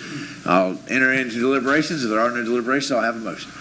Motion to approve. You didn't ask if we were. We had any. Part-time? That's why I have a list. You said no. Oh, I said 0, dude. You did. It's okay. It's COVID fog. It's COVID fog. Oh, man, COVID. It's all right. I had a motion from Commissioner Clark. Do I have a second? Second. Second from Commissioner Coleman. Comments, questions, motion on the floor from the dais. Public comments, questions, motion on the floor. Here are none. All those in favor, signify by saying aye. Aye. Motion passes unanimously. That takes us out of quasi, back into legislative. Item 10 has been pulled until the next commission meeting. That takes us to Alachua County Sheriff's Office amended agreement. Great job to the city manager going back and making sure that the interim has agreed to the contract, right? Yes, Mr. Mayor. And we have a presentation. It'll be... It's coming right after 10. Super brief presentation. We're not going to do the solid waste services tonight. and law enforcement contract. So the recommended action is to authorize the mayor and the city manager to execute an agreement with Sheriff Emery Gainey. So just the background is we've had a contract with the Alachua County Sheriff for enhanced law enforcement services dating back many years. It was most recently updated in 2021 with Sheriff Clovis Watson, but the contract is with Sheriff Watson. And so if a new sheriff takes over in Alachua County, the contract has a provision that allows for the contract to either be terminated for convenience or to be reestablished with the succeeding sheriff. Sheriff Watson resigned effective October this month, and Governor DeSantis appointed Sheriff Gainey in his place, who's going to fill out the remainder of his term, which ends in September of 25. He transmitted a letter to the city indicating that he wished to continue the contract, and so they transmitted a revised agreement with the proper signatures on there. There's no other changes in terms and conditions. The staff's recommendation is to authorize the mayor and the city manager to execute the agreement with Sheriff Gainey. Thank you, sir. I got a motion from Commissioner Martin, second from Commissioner Mazon. Any comments, questions on the motion on the floor? Just what we wanted. Extend this one out a little bit more time. Okay, no comments here? Yes. Any public comments? Continuing relationship with ASO. All those in favor signify by saying aye. Aye. Motion passes unanimously. That takes us to the water tower antenna space lease. This is back. It's been a long time. Yeah. This planted the seed money to redo the fire department. History there for you. I don't know if it's new money, but we've been working on this agreement for quite a while, Mr. Mayor. It is the water tower antenna space lease. The requested action is to authorize the city manager to execute all documents necessary to facilitate this lease agreement. We've negotiated a potential lease agreement with Cellco Partnership, doing business as Verizon Wireless, for cellular antenna array space on elevated water tank 2 at Easton. The terms of the proposed agreement speak to all the necessary items such as term, insurance requirements, permitting requirements for the antenna installation, the maintenance of the antenna and the tank itself, and Oh, yeah, they're saying, is your mic on? Yeah, it's on. That's just his voice. That's it. That's him screaming. That's me screaming. I'll try to speak more into it. The good news about the thing is the annual compensation for this space allocation of this antenna array is $33,000 per year, with an annual increase of 2% per year every year thereafter. So the terms of these documents have been reviewed by the city attorney, and once again, we're requesting the board to authorize the city manager to execute all these documents necessary to facilitate the lease. How many years was the lease? I don't forget. It's an initial 5-year term with additional renewals after that. And do we get the money all up front, or is it just every annual? Because when we did the water tower over here, they paid us a lump sum, and we were able to plant that as the fire department money. It was like $300,000, but this was just going to be annual money? Monthly payments moving forward. Monthly payments. Boy, that's just going to disappear right away. Is this going to let us we got some businesses around there that have been really asking for it. Is this going to help out those businesses? We really hope it will improve the Verizon reception because a lot of our SCADA system currently transmits by Verizon Cellular, and there is some spotty coverage out that way. All right. Why went to AT&T? See, Verizon is good now on this side because I was about to do that, and now it's great in the schoolhouse. I got 5 bars now. Used to have 1. But there is, as you're heading out that way, you hit the dead spot, So this will take care of the dead spot. Commission, thoughts, questions? Where's the money going to go? Alice has it programmed into the water department's budget. I already claimed it. Second. Did you make a motion? I did. Motion by Commissioner Martin, seconded by Commissioner Mazon. Question, comments on the floor by the commission? Public questions, motion on the floor. Seeing none, all those in favor, signify by saying aye. Aye. Motion passes unanimously. You waited here all night. Good job. He's Got one more. got the next item. Mr. Mayor, just before we leave this item, I want to commend staff. This was one of those things, the commission's always asking us to look for ways to diversify our revenue stream. This was an opportunity to diversify our revenue stream and improve cellular service out at Easton, where at minimum, city staff needs it and our city communication systems need it, but at maximum, our residents benefit as well. So, it's $35,000 a year, which won't make or break our budget, but it's a nice revenue stream to have, and it'll allow us to do some things. So I commend staff for seeing these opportunities and then championing it. And I will tell you that Jamie has championed this one.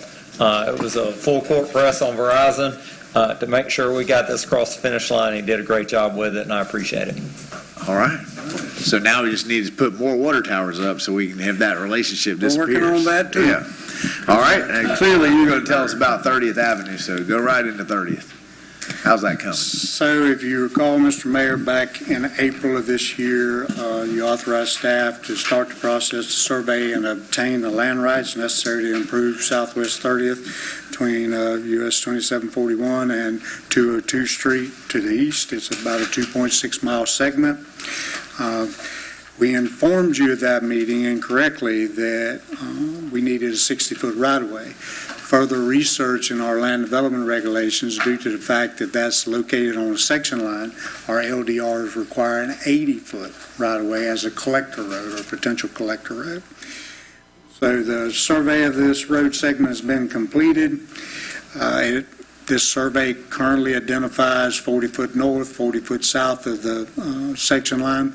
As I've shown some folks that have looked at the survey, the road kind of meanders. There's places where it's down the middle. There's places where it's all north of the section line, places where it's all south of the section line. And it's not consistent whatsoever.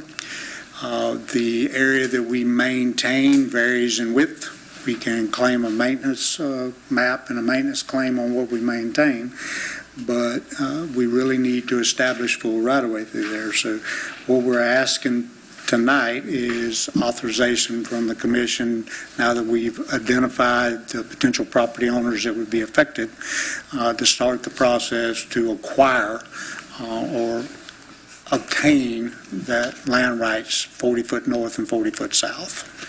And Jamie, you're saying that the road's been there long enough now that it has become the new section line. So where the road is, we can go 40-foot north, 40-foot south. We do not have to adhere to the previous archaic section line? No, sir. We are requesting to obtain 40-foot north and 40-foot south because we feel it will be easier to negotiate with the property owners to obtain the additional property. 40-foot north and south of the road, 40-foot of the section line? Of the section line. Because some parts of the road aren't even on the section line. That is correct. So now you're cutting real deep into people's property. And there's other sections of the road where the road is all north and the northern property, or all south, and the northern property owner actually owns land south of the road. So rather than try to work through and identify small slivers, and this issue has actually come up with two developments we have right now, one being West Stone and another potential would be the ranch. Anywhere there's a section line there, it requires the developer to give the 40-foot on his side of the section line, or if he owns on both sides, 80-foot, and improve it centered on the section line. So I guess, because last time you and I talked about this, the goal was to identify willing and eager partners, whether or not they were on the section line or not, and use the road. And if this guy wanted to, we could come that way a little bit. And if that guy didn't want to, we could go around. You saying we can't do that anymore? It's not beyond the possibility to do that. It's going to be hard to negotiate wiggling through there like that and trying to identify all of the 80-foot on one side of the section line or another. We did have that conversation. I'm not saying that's impossible. I think it will be easier and more cost-effective to go through and try to establish a consistent 40-foot north and 40-foot south. All right. Does that conclude your presentation? Yes, sir. Questions? Commissioner Cole? But this is an eminent domain, right? No, sir. We would start the process that we had willing partners that were willing to convey right-of-way to us, with the understanding that the intent was that they end up with a paved road at some point in time where we could fund it. It's not something that we want to do as a taking. And that's one of the reasons I've changed my position on whether or not we could meander through there. If you get to the point where you had to do it as a taking, and you were trying to get all of it on one side of the section line because you didn't want to negotiate with the one on the other, it would be kind of seen as an adverse action more so if you was getting it on one side of the section line or another. Right. Jamie, I know we talked about this, and you know, I live there, and I'm telling you, the way this survey panned out, why don't we just chip seal the road on the line it is and leave it for 10 years? We could potentially do a maintenance claim. I mean, that's all we've been asking for, really. Or we can do a maintenance claim on the width that we're maintaining now. We could potentially chip seal that. You do not have adequate right-of-way the entire way if you make a maintenance claim to handle all the stormwater within what you're maintaining. So then you have to determine where you're going to convey that stormwater to and try to obtain additional right-of-way or additional property there. Right now, it's kind of sheet flow where it goes. Once you put chip seal there, as we discussed, and you're channeling that, it doesn't have the ability to sheet flow. It's going to flow to the lowest point, and whoever that property owner is going to get the bulk of the stormwater from that road segment. But and I still see these as two separate conversations. Yeah, no, I do, exactly. It really is. We're going to have to get it's a mess. One day, somehow, some way. Yep. We're going to have it, right? And getting the easement doesn't lock us into chip sealing or paving. It just means that now we have the option, when it's time to do something, that we can move through it. I guess, did we go through, because what you're saying now makes perfect sense, if we have property owners on both sides and neither one of them want to sell. But I thought, as our previous conversation, we had lots of willing people and a couple that didn't, and we were just trying to avoid the couple that didn't. Or would you now have I believe, Mr. Mayor, we have quite a few property owners that will be amenable to it. We have not had conversations with any other than a couple that we know are opposed, regardless of what portion that we would. I've never met a resident opposed to getting their road chip sealed or paved. That's what everybody's asking. When will they show the line, though, Jamie? I know they surveyed it out and they did all the oak or all the tree identification, but when will they actually come out and show stakes down the road where that line will be? Well, there was stakes at that point in time. If you look here, the upper part of the pink area on this survey is the north part of the 80-foot. The lower part of the blue is the south part. The 80-foot is in between that. You can see the crosshatch area in the middle. Oh, yeah. The road meanders north and south. So let me just say, I was out there when they surveyed. I live there. I got 40 acres there, 1,200 of road frontage, and the stake that he said was a reference point was about 80 feet or more from the center of that road up into my field, which you would have to completely redo my whole entire gate system. Which would be, I mean, I'm just saying, it's a long way up there if that stake was that reference point. So if you look, and let me go to the. Because they must have shifted on that south or that east end. You gotta have that hole there. There's a bunch of holes there. Yeah. But them just saying, we can look at it. If I can get to this last slide, if it'll. I'll come by the. It actually identifies the affected landowners, but now it isn't. Well, this is so small, I can't read it. Well, while you're looking for that, Jamie, the commission funded the survey to figure this out. The next step would be funding the land acquisition, right? Or is there a step I'm missing in between? Actually, we would go start the process to discuss with the landowners. The current scope with CHW, when we come to concurrence, say, yes, property owner X is going to convey 8 feet. then there has to be a legal description prepared and an instrument for that conveyance, and CHW would do that. You actually authorize that point as well, but I haven't moved forward any further pending this discussion here.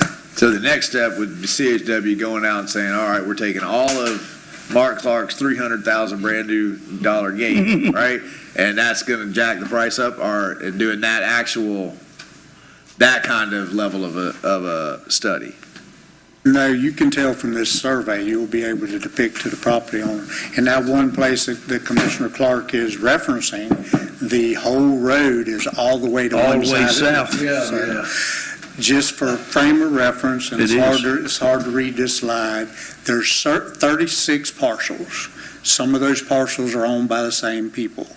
You're talking about a total of 17.63 acres of property that has to be obtained from 2741 to 202. The majority of the parcels, the amount of acreage that has to be obtained is less than an acre. There is 2 on this list that is more than an acre. Some of them are as low as 0.02 acres. So you're picking up 2 or 3 foot along the whole frontage. So I don't think it's going to be as hard as we think with some of the property owners. Most people are willing to give you the land for a road improvement. When can we get a measurement off that and find out? That's what I'm asking you to allow me to move forward with now. We can actually start one by one, knocking those down and saying, yes, we have an agreement with this property owner X. CHW describes, Aaron was here, he may have left now, but he actually will describe what that 2 foot from, as you've seen in the survey, it's not an even 2 foot all the way across or 10 foot. It's that way and that way. You may have 100 foot of frontage and I need 6 inches of property here, and by the time I get to the other end, I need 12 foot, a sliver, just to square it off. But he has to prepare a legal description for every one of those. We'll look at and it. then we basically have a transaction where they convey it to us. Not that unsimilar to what we just did with the Wynn lift station property. There was no money that exchanged hands there, but there is a conveyance process. Do you have a quote for, because the answer to this is yes until you drop the hammer with how much it's going to cost, right? You've already approved, and we have funding from CHW to do that work. I didn't want to start the negotiation with the property owners until we sought direction and authorization from the So commission. you're just looking at the north-south? North and south. Okay. Commissioner Coleman. The only question on that one is that pit is right next to the road. And I was just wondering where that right there is definitely going to have to go around that part of it. You know which one I'm talking about. Let's not make any more dead man curves. If we got to fill in the pit to keep the road relatively straight, because we got all these roads that just make these sharp right around the. Well, it's not like that one over by your house. Yeah. It's the one, this one's just, it's right on the edge. Yeah. But, go ahead. Well, and to Commissioner Coleman and the mayor's point, that's another reason that I changed my position about trying to get the consistent 40 foot on both sides if possible. That same occurrence is happening on the west side of 30th Avenue. If certain developments move forward there, they have to establish the 80 foot. And we don't want the road to meander and be offset between the two. Right. Or you're recreating what we have at the existing Southwest 15th Avenue and Southwest 15th Avenue. We'll just see where the stakes lay. So Yeah, 'cause section you could line. end up like 15th where you're like this. Offset. Yeah, I know that. So section line, 40 foot north, 40 foot south, head nod, that's what we want. Go do it. Make it happen. Make it so. Yeah, it's our intention to acquire these for no compensation with some sort of agreement that indicates that the city will pave it at some point. That would be your payment for the land donation, is you get a paved road in front of you at some point in the future. Just for clarity, especially because you may be asked about this. Like starting in January? We're just, asking people to donate their land. Right. An alternative to asking people to donate their land is to pay them fair value for the land, which we can do, but staff would then turn around and suggest that the adjacent property owners should be stakeholders and pay something, and so we might utilize or recommend to the commission some sort of an assessment to recoup a certain amount of the funds to get roads paved. It's all about, how's the best way to manage the funds. But I would tell you, Jamie said there were 36 property owners. If 30 agree to donate it and 6 say, no, you're going to have to pay me royally, that we'll end up with 30 disgruntled donators. And so we're going to try to keep it as apples to apples as you can moving forward to get people to recognize the value in donating the land in exchange for a nice paved road. And the arrangement would have to have some kind of time certain. And it's not that you have to go out and pave the road in 5 years, 10 years, 15, but it could be with the understanding that the initial improvement to the road would be chip seal, with the eventuality of it being a fully paved, constructed roadway. Boy, this is... We had a head no, we don't need a motion. Yeah. You've already been funded, you know what to do. Thank you, sir, we appreciate it. And you get to go home too now, since Dallas bolted out the door, All right, next up is solar farm ordinance, land development regulations. I don't see it.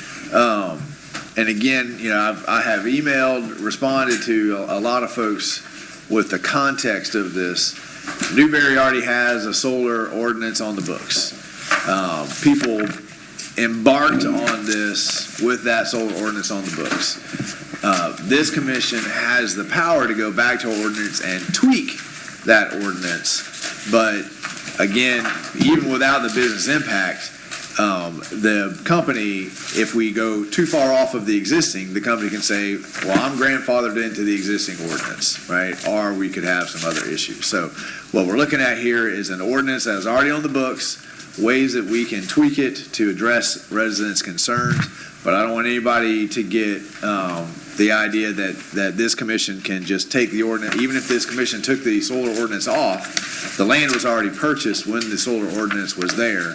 They have a right to move forward with their project. So I want to make sure we all have the right expectations of what we can do here, because we want to do everything we can for the residents without putting the city in a legal bind. So this is not about whether we have a solar ordinance or whether we make drastic changes. This is about how can we tweak this to try to bring as much comfort and comfortability with this to everybody without putting the city in a bad situation also. So, Brian? All right, thank you, Mr. Mayor. Did it again, hit the wrong button. I tell you, we got a plan where it's always trying to go backwards. Yeah. Just a brief recap to the mayor's point, the purpose of the discussion. In 2019, the city adopted their ordinance, which was designed to both encourage and regulate the development of solar generation facilities, commonly known as solar farms, making them allowable as a use by right in agricultural and a few other zoning districts.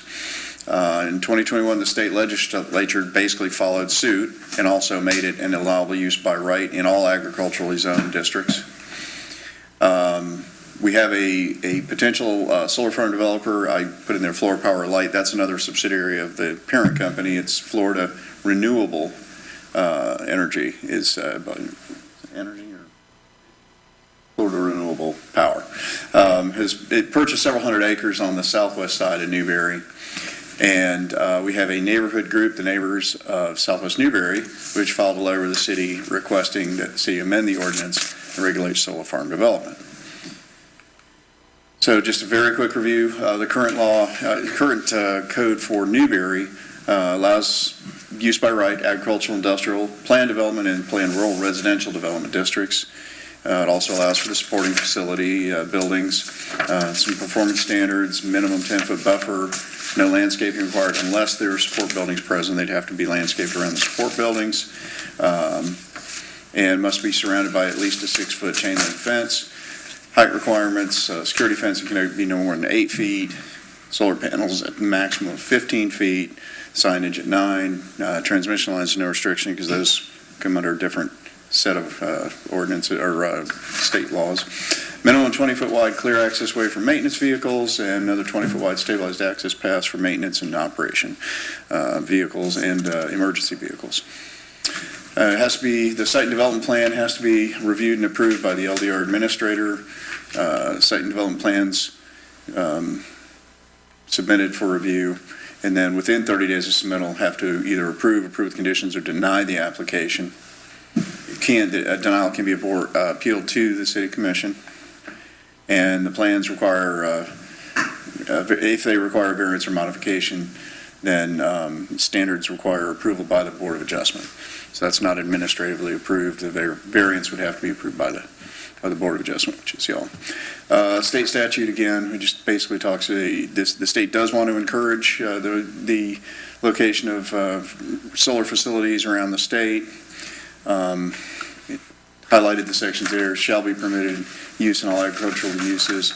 The city, the cities and counties can regulate things like the setbacks, buffering criteria and such, but it has to be based on what similar uses are regulated in the agricultural zoning district in your code. So you can't say the most stringent requirement in your code for agriculture is 100 feet, but then we're going to impose 500 feet on a solar farm, just to make it a more equal distribution.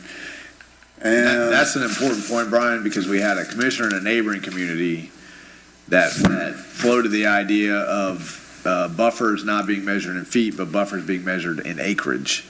And clearly that would violate state law. You guys would not be allowed to say, okay, there's a 10-foot ag, but we're going to do 10-acre buffer around. You would be breaking the law, right? So I just want to make sure everybody's clear, because that commissioner was very vocal. A neighboring commissioner was very vocal about what we needed to do, but clearly we need to follow state law also. To the mayor's point, I've got about 4 slides on the Burt J. Harris Act. I've probably 3 more than I need.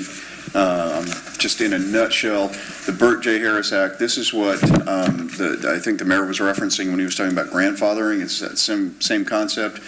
And basically, in a nutshell, what it says is, if you are an investor and you intend a use for a property, and that use is allowed by right or other means, and then after you purchase that property, before you get to develop it, the local jurisdiction changes the rules under which you purchased it under, there may be an action where you would be due compensation for that change. And so if it could be the full value of the property if they can no longer use it at all. It could be a piece of the difference between what it was worth and what it's worth to you now after the change. And it can even go so far as to include interest on those payments. And so zip through these. So that was the end result there. If a property owner prevails, they may be entitled to the difference in the value of the property before and after the regulation change, plus legal fees, costs, and under certain circumstances, interest. So the residents did provide the letter, and they had a list of concerns and suggestions for how those concerns could be addressed. We're just going to try to go by them one by one. And then staff did have the opportunity to meet with Florida Renewable Energy, which is the subsidiary that purchased the property, to try to get some indication from them is on each of these items how they would try to address it or how they could address it. So one of the requests from the neighborhood group was 300-foot setback from all property lines. So the panels could be no closer than 300 feet from the property lines. They say it says that they employ a 50-foot setback from property lines.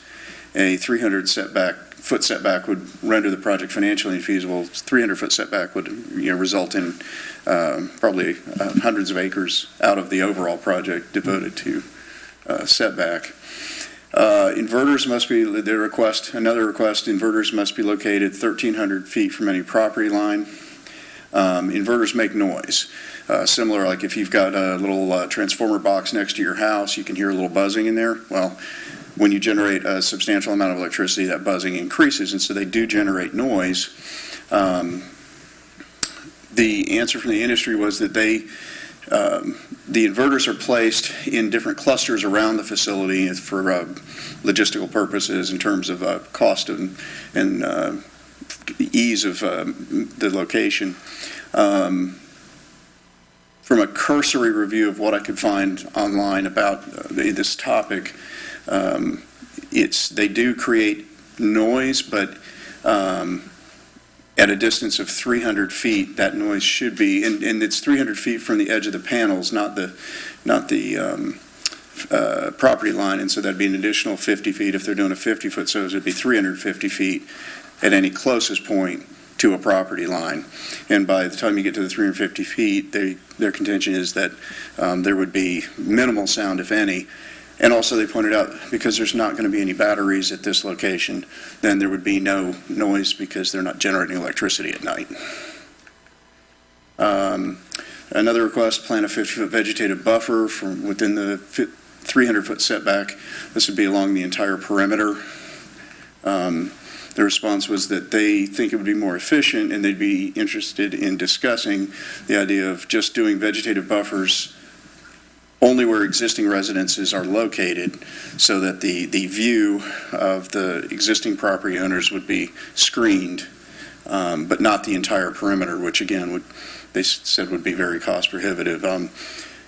CHW is working with this company on a different project, and they looked into doing a perimeter buffer, and it was going to be literally millions of dollars to do a full perimeter buffer.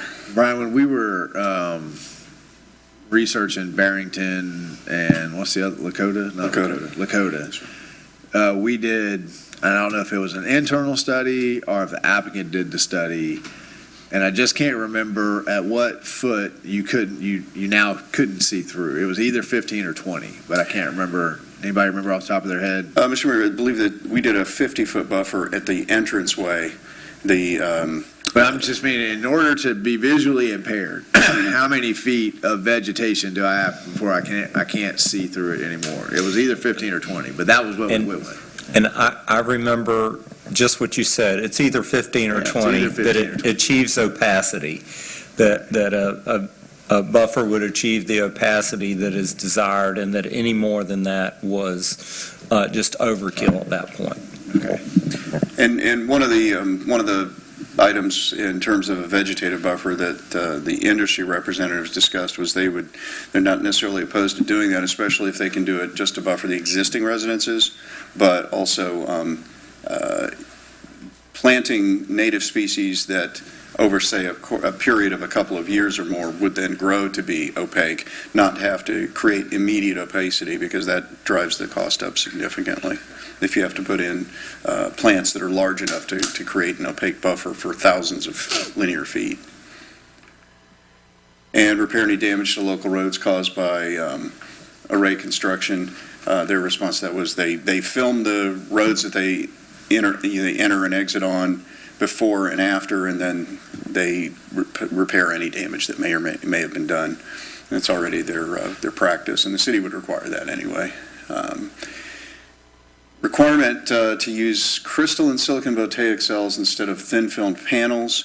The neighborhood group cited a study about that, suggesting that there could be some sort of leakage or some sort of leaching into the soil using the thin-filmed panels. The study cited in the letter those appears to be about when the panels are ground down for disposal of in a landfill, and not installation and use in an array.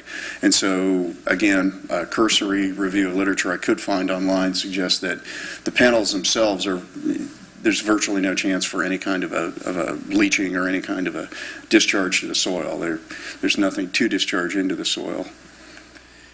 Reimburse adjacent residential property owners for annual cost of well water testing. If the presumption is that the above is correct and there is no potential for any kind of water intrusion, then that would be, the industry says that would be unnecessary because there is nothing emitted from the solar panels. Therefore, there's no opportunity for groundwater contamination.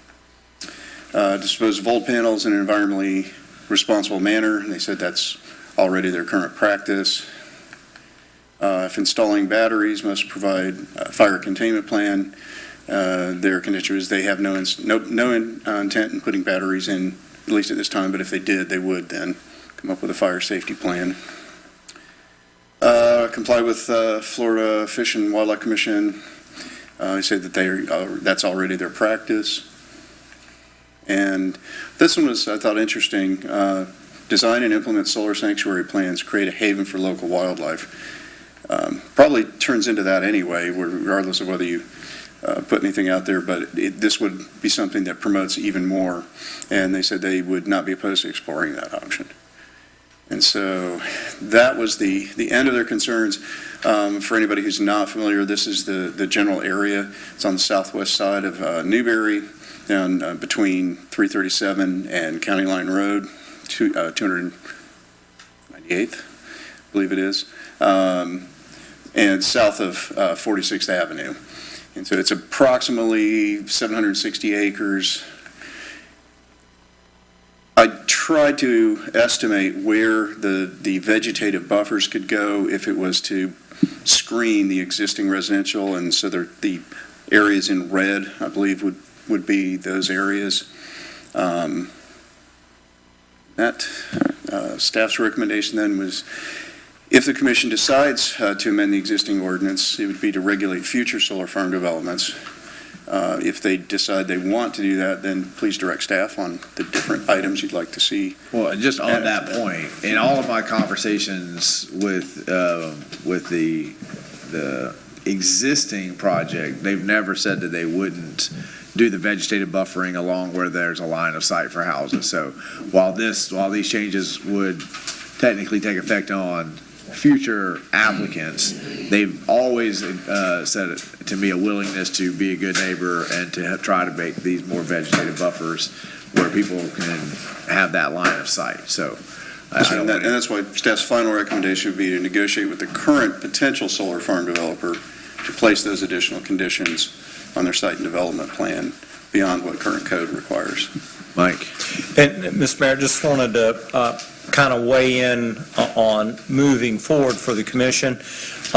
As Brian indicated, we've met with Florida Renewable Partners, and they gave us feedback. They were unable to attend tonight, and they've asked for the commission to provide a generic presentation. They called it solar panel or solar arrays 101. So it's not specific to our site, but it is generally one that they give communities when they come in. They want to do that at the end of November. And so staff had kind of proposed that we would gather information this quarter until the commission says go write something, go make these changes, and then we would bring that back in the first quarter. In terms of timing, so that we don't let the project get ahead of the land development regulations, Florida Renewable Partners indicates that they don't intend to begin construction until 2027 for their solar array project in Newberry if it moves forward. The transmission line that they intend to connect to doesn't have the capacity for the energy that they'll be producing, and it is being that capacity will be increased by Duke Energy, who is not Florida Renewable Partners. So they're essentially in a holding pattern, waiting on that transmission system to be upgraded before they can connect to it and produce energy. Give the commission a time frame. They think they'll submit an application for our consideration in 2026 with anticipation of beginning construction and completing construction in 2027. Okay, so let me make sure I'm clear, because we had this conversation a few months ago and the commission directed to include vegetative buffering, and then we had a conversation about increasing it from a 10-foot vegetative buffer, or putting the word vegetative in there, going from 10 to 15. And then we were contemplating going to 20 feet where that line of sight was. So have we made those changes? Are you asking for direction on more amendments? Or are you asking for redirection to make those changes? Mr. Mayor, staff's interpretation, or what we thought was that the commission wanted us to get with the potential developer, find out how those changes would necessarily affect the process, and then come back and report back to the commission. Because when I asked them about that, I think we were standing right out here, and I said, 10 foot, 15 foot, and they said, 20 foot, even where there's a line of sight, they could go along with. So I thought we were good on those level of changes. The question here tonight was, let's see those changes in the ordinance, and then let's have a conversation about, because I remember Bonnie saying, I want the native vegetative, I want it to be thick, and there was those kinds of conversations. So do you need more direction than what was already given? I think, Mr. Mayor, I think staff would like a little bit of additional direction on the specifics of the vegetative buffer, whether or not the commission would like the ordinance to amend it to include a wider setback. So instead of the 10 foot we have right now, potentially the 50 foot that the industry says that they typically do anyway. But the 50 foot, the way he described it to me, if this body says 15, then at that 15, they go there 50. So whatever we set, that's what he said. That's not true anymore. I mean, he said it right out there. Did you hear it? No? Mr. Mayor. Because he told me if you guys do 20, we do 50, it'll be 70.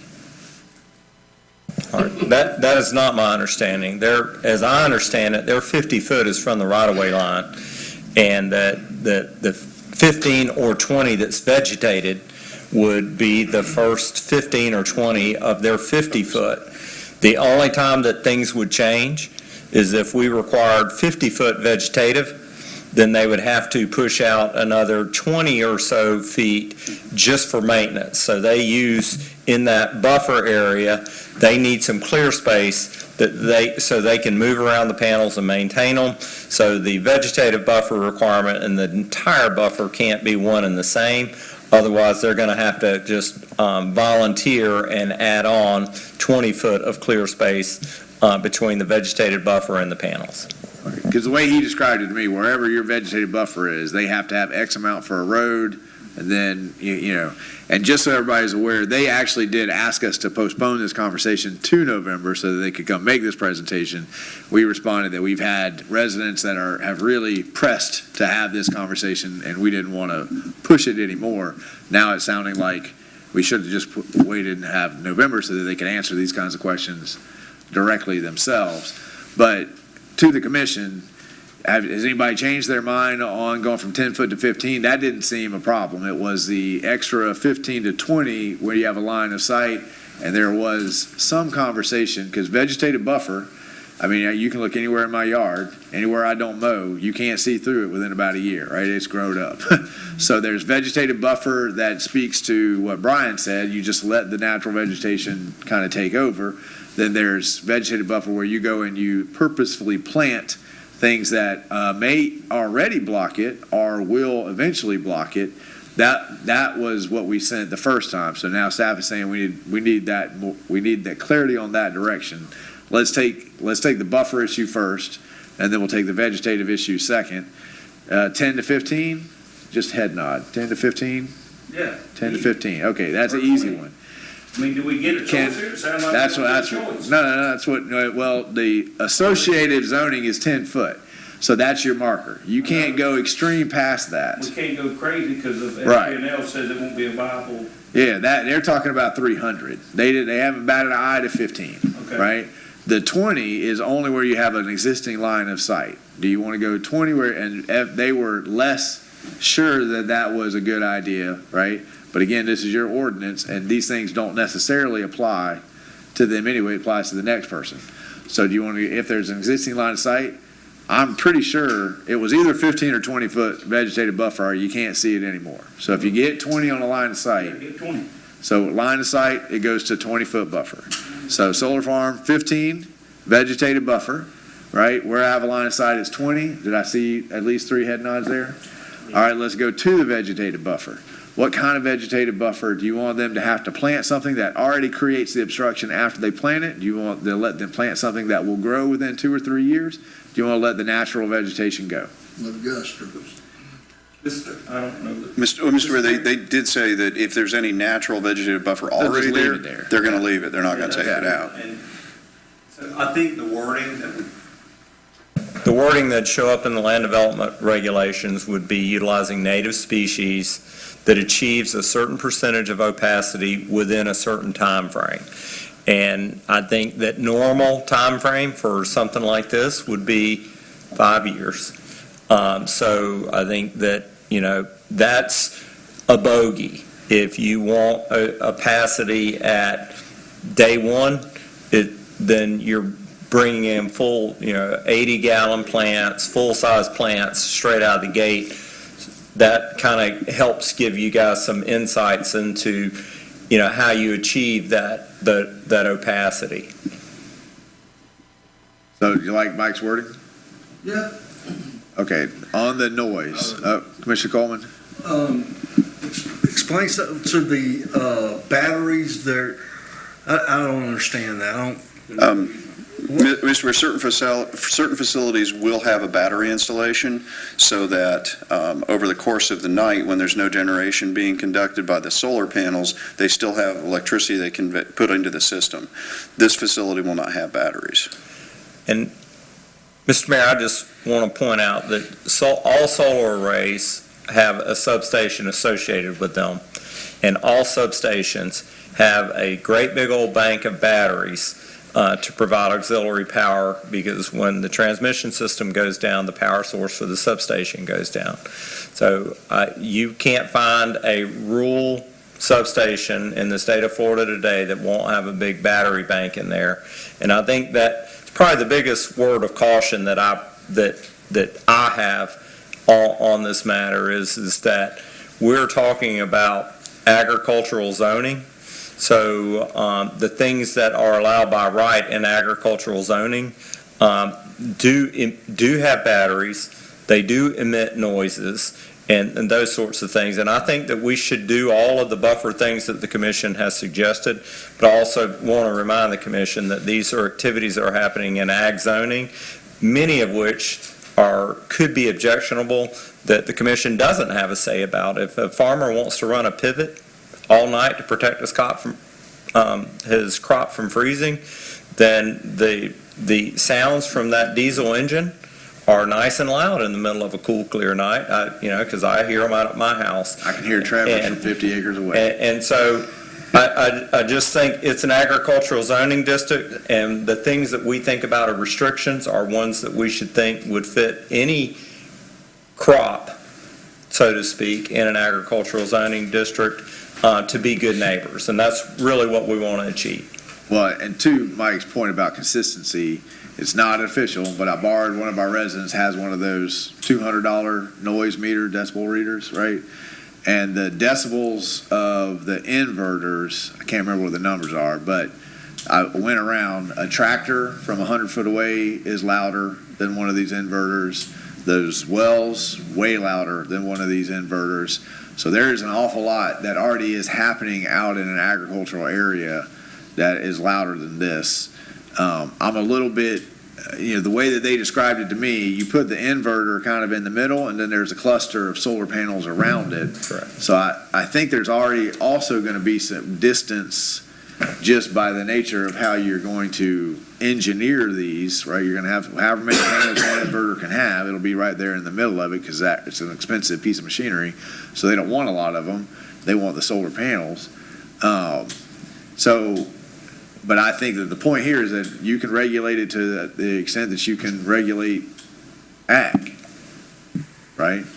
That's the way I read the statute, Mr. Mayor. 163, I think we have to use a lot of care in this for precisely the reason that you're talking about, that the buffering and setbacks have to be consistent with ag uses in agriculturally zoned districts.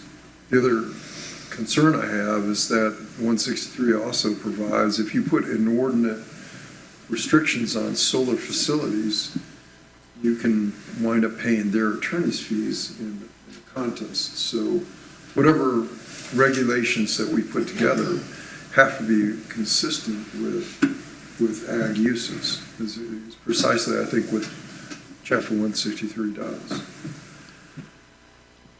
So, but the inverters do go in the middle? So Yes, there's sir. going to be a greater distance between the first edge of a solar panel and where the inverter is. The representatives we talked to said their standard practice is that they have, even if we only had a 10-foot setback, they have a 50-foot generally that they use as a setback. And then 300 feet further in from that is where the inverter would be. So you'd have 350 feet total from the property line at any given point before you reach the inverter. And it would be surrounded, as the city manager said, it would be surrounded by the solar panels. So buffering, the 10-foot buffer goes to 15, and to me, I think that's the big win. The concerns I've heard is I don't want to see it, right? And so catching the vegetative, because in our current ordinance, it just says a 10-foot buffer, doesn't say anything about vegetative. So in the amended ordinance, we'll get the vegetation, we increase it some, we increase it a little more where there's a line of sight. The noise, we can regulate as well as we can regulate ag. What is the other main concern? So staff understands you, Mr. Mayor.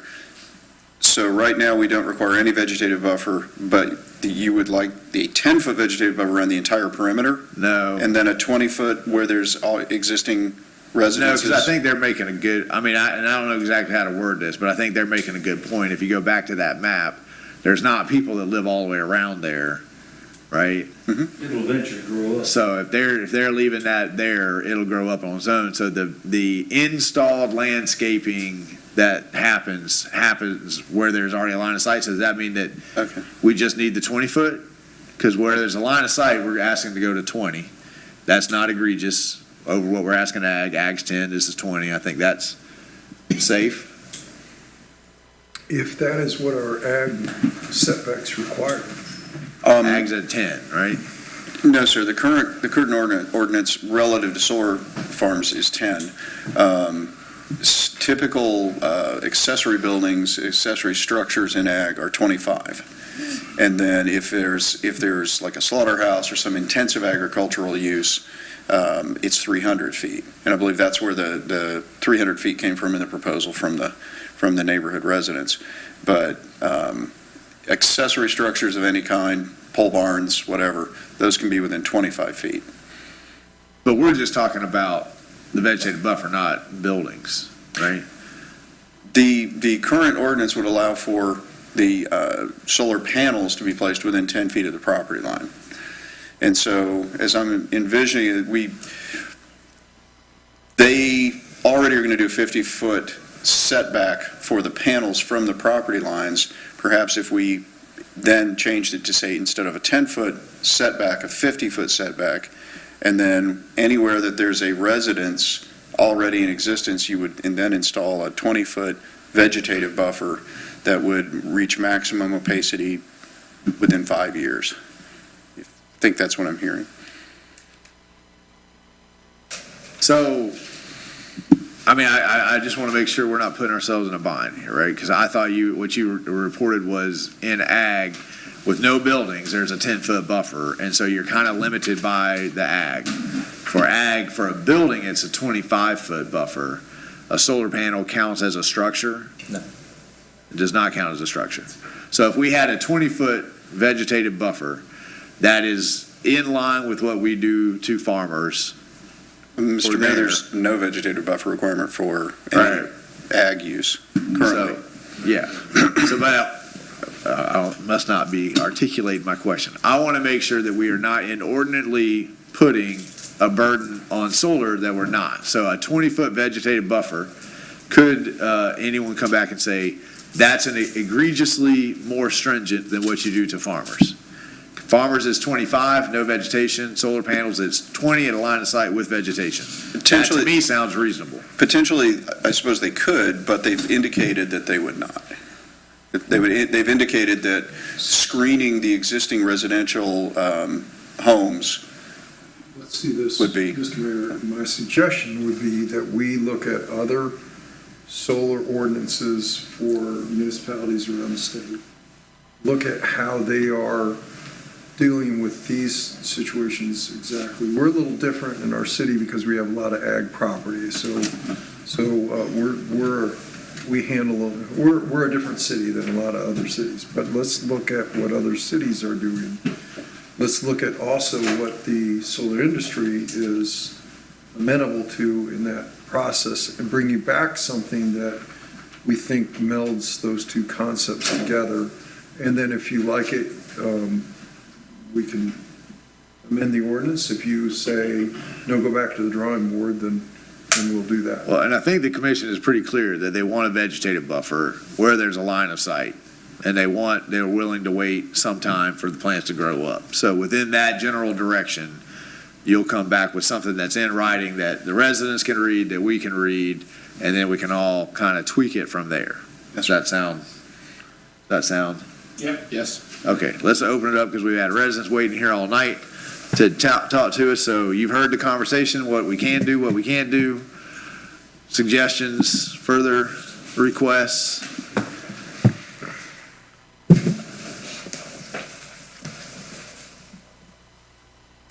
Again, my name's Jeff Holcomb. So just first want to thank the commission and staff for bringing this agenda item forward. We've been asking for this for a long time, so I appreciate it. I'm glad you were able to have conversations with Florida Renewable Partners. They stopped returning my emails and calls a few months ago. Turns out the staff had been reassigned. I did finally hear back from a new project manager, who I guess is on vacation. Looking forward to hearing from them presenting next month. I don't think it was a mistake, though, to move forward with this now. But what I would like to say, a couple points, though, and I do appreciate the letter that I had put forward from all the residents. I do appreciate all of those being addressed in detail. I'm hoping that Mr. Thomas can share those slides again that were skipped over quickly regards to the Burt J. Harris Private Property Protection Act, because I think that seems like very relevant. Either on the website or wherever, but we didn't get a chance to read those, and I couldn't read them back there. Just because I'd like a little bit more background on the whole grandfather clause. Wants to take a picture of it, we've got it. And as long as the recording is live, I can go back and look at it later, so I appreciate that. Thank you.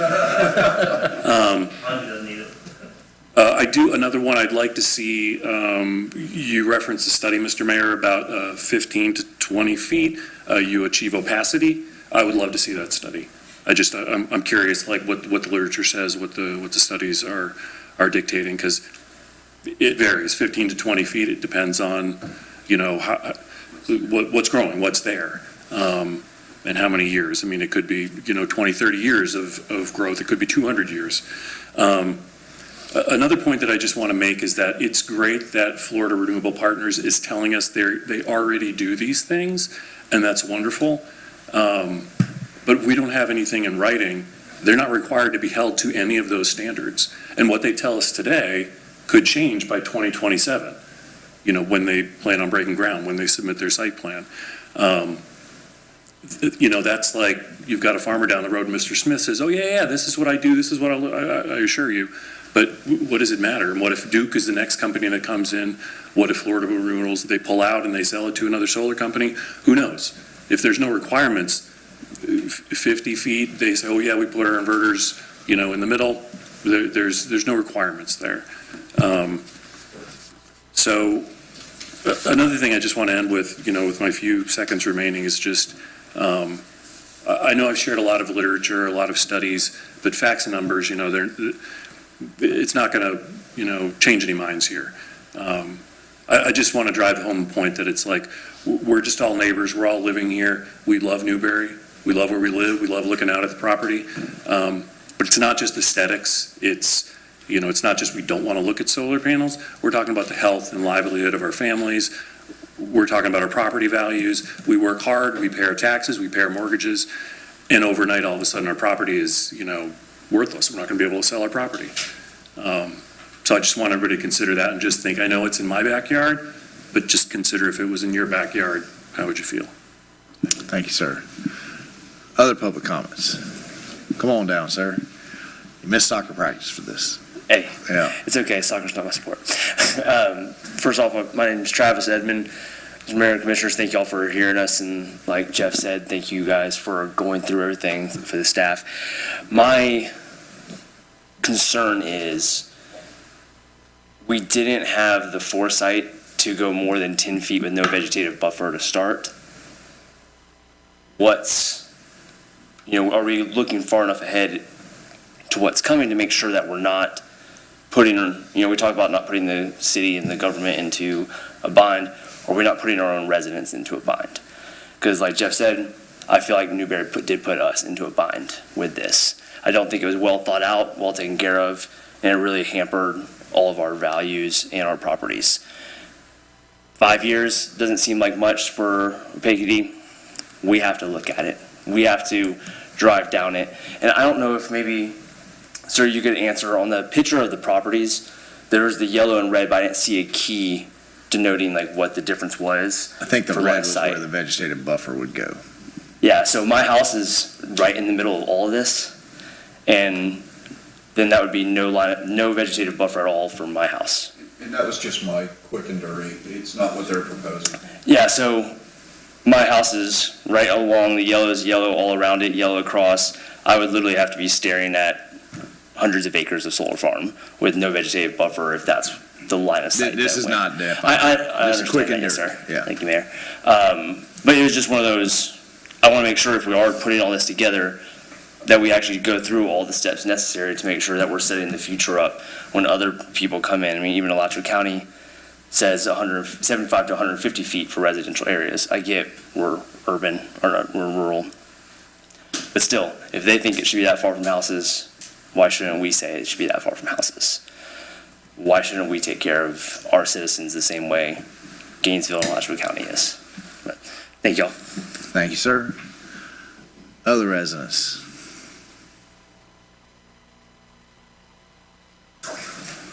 Hello. Jay LaRue. I've had a chance to kind of be a part of y'all meetings the last couple of weeks. It's really good. And I know that this isn't always going to be one of your top priorities, but I appreciate you guys making it a priority and the work that staff's done to kind of provide what they provided to us this evening. I am that little rectangle there that you see kind of chiseled out of the property. It's kind of an odd spot. That's the 10 acres that my wife and I purchased from the family that was there. Of course, we're related to the family that sold the property, so we kind of know what's going on. I know the vegetative buffer is pretty important to us because right now it's going to be hard looking out and not seeing cattle and stuff like that. So I have an interest in seeing a vegetative buffer, which only really is on one side of our property. I think that we have been around that property for years, and we walked the entire single piece of property that you guys are looking at there. But I can tell you along our fence line, whether if you're looking for a natural vegetative buffer, it's not happened. It's never happened. And so I think that we need to make sure that there's something intentional built in so that we can take care of that. I think the other thing that I wanted to mention is that when you think about the 50-foot setback that is being mentioned by the applicant, I think if the applicant's offering that, I think that should be something that should be part of the future ordinance. If there's no reason, if they're going to do it, then why not put it in there so it protects the future residents? Because what we're asking for today is going to be the next group that are going to be affected by this asking. So let what's happening with and to us be something that cannot affect the next group. That's what the nice thing about the commission is you guys can take that into consideration and make sure it's better for the next group. You've amended things before, so they can be amended again, okay? I know that it sounds crazy when you think about sometimes wildlife, but I do see a lot of holes across my property and those properties. And I know that when they did the original surveying, they marked where all those tortoise holes and stuff were. But I don't know, and I only can hope that they would just properly, relocate those tortoise or have a way to make sure that they don't get, affected by it, because we, of course, all like wildlife. When it comes time for the applicant to finally make their plans to do that, we don't know. They may not use all of that property. They may use only some of that, but I'm not sure if there will be a plat plan that they're going to have to submit in advance. I'm not sure how that process works, if there will be a plat plan for that, but it would be nice to get an idea of what they're ultimately going to do. So we would then ask that anytime you folks are engaging with that applicant, that you could ask for them to be as transparent with the residents as possible, because they have gone kind of dormant on us, but we understand it's not because they're getting ready to do it, but if they could be transparent, it makes it easier for us to be good neighbors along with them. So that's kind of what I have to say. I think you folks know the deal that's in front of us, and I think we just encourage you to kind of help us out. Thank you. Appreciate it. Sir. Other public comment? With a little love tap on the way. Yeah, gotta tell me you did a good job. Hi, Monica LaRue. Y'all have seen me before. Nice to see y'all again. Thank you for letting us come up here and talk. Basically, when it comes to the 5-year plan of vegetation, why is that something that can't be started now? I know they could probably say, well, we don't even know if this is actually going to happen. But why start it when it's actually going to happen in 2027 and then have to wait a whole 5 years?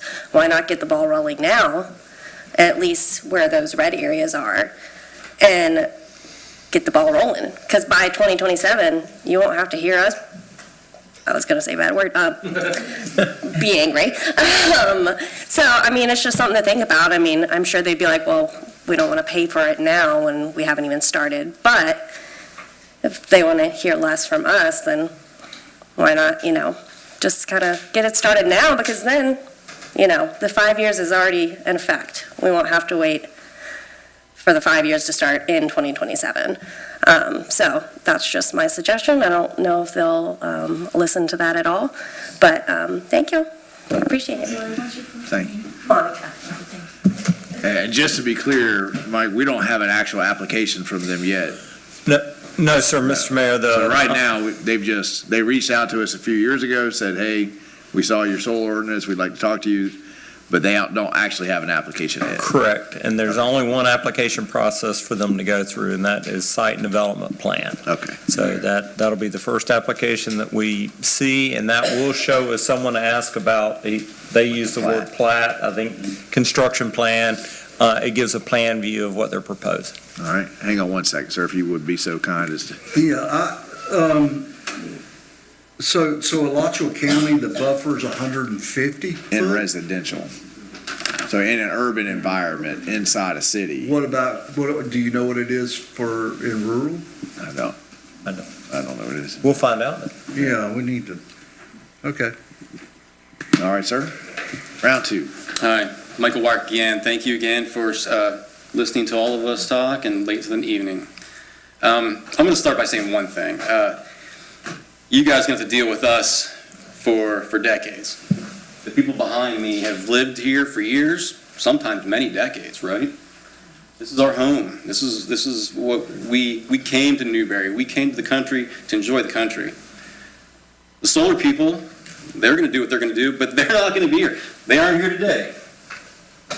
They had you present their case to you. I think that's important. They're going to come, they're going to build this, and they're going to go. Those are constituents. Those are your voters. These are the people that you're supposed to protect. Look on your website. That's exactly what it says. Couple questions, and I have 2 minutes. The grandfather in. I did not practice land use. Last time I took a property class was at UF, and I think I took one class on property, and I've not done that since. But to be grandfathered in, my position was you actually had to have a proposal. There's no proposal here. You guys not approved anything. So how are they grandfathered in? And I asked that because you guys had one case came up here earlier, which basically said a landowner owned their property for 50 years. They just got around to developing it. Okay. When that gentleman walked into the building department, he says, I want to build on that property. What did he say? I want to build using the 80 building code? I want to build these homes pursuant to the 1980 building code. No. The building department will laugh him out of their office. He is going to be building pursuant to the 2023 building code. There's no way around it. Just because it was his subjective idea to do something 50 years ago to build this does not hold him to a code that's 50 years old. Very similar to the facts here.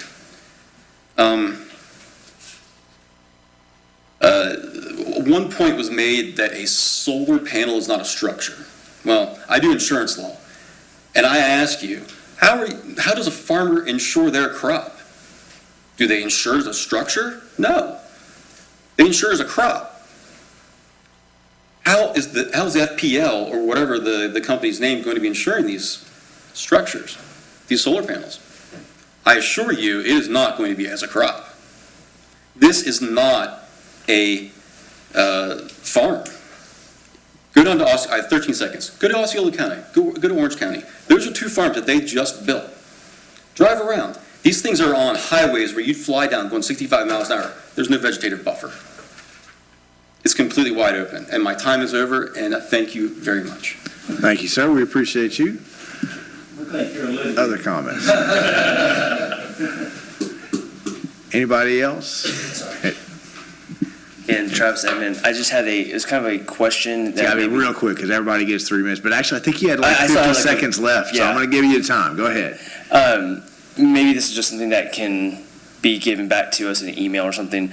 The road Southwest 63rd Ave, which is where I live and a couple others, is a private dirt road, only a single lane, so we've always had to maintain it ourselves.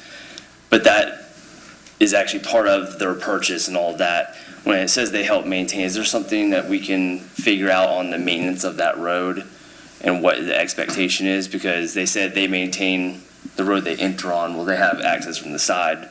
It's just one of those, we're not allowed to block it off or anything because it's considered a public use right of way.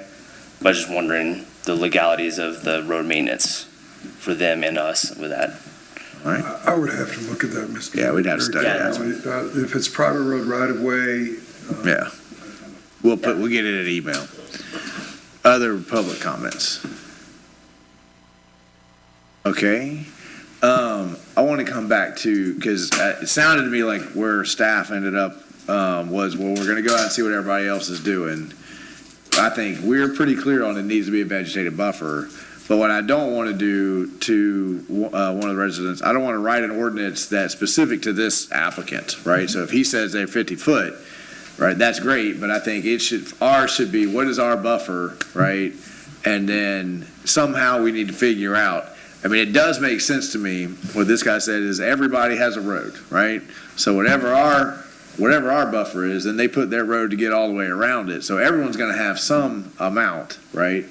So if it can be, that it has to be 50 foot and 10 to 15 to 20 of it has to be vegetative buffer at certain points along certain characteristics, but no less than 50 feet to encompass your road so that they can use that as a road, right? Because I think where my confusion at this point is in my communications with them, they were pretty clear to me that wherever our buffer is, then they have another after that to encompass their maintenance and all those kinds of things. So we need to figure that out, which is, I didn't mean to say that this was a waste of time, but if a lot of the questions that we have and confusion is based on what they're going to present to us, and they did ask us to move this because they wanted to be here, we stood up for our residents saying, hey, they've been asking for this. We know there's not an application, which is why we haven't been pushing hard, but they've asked and asked and asked.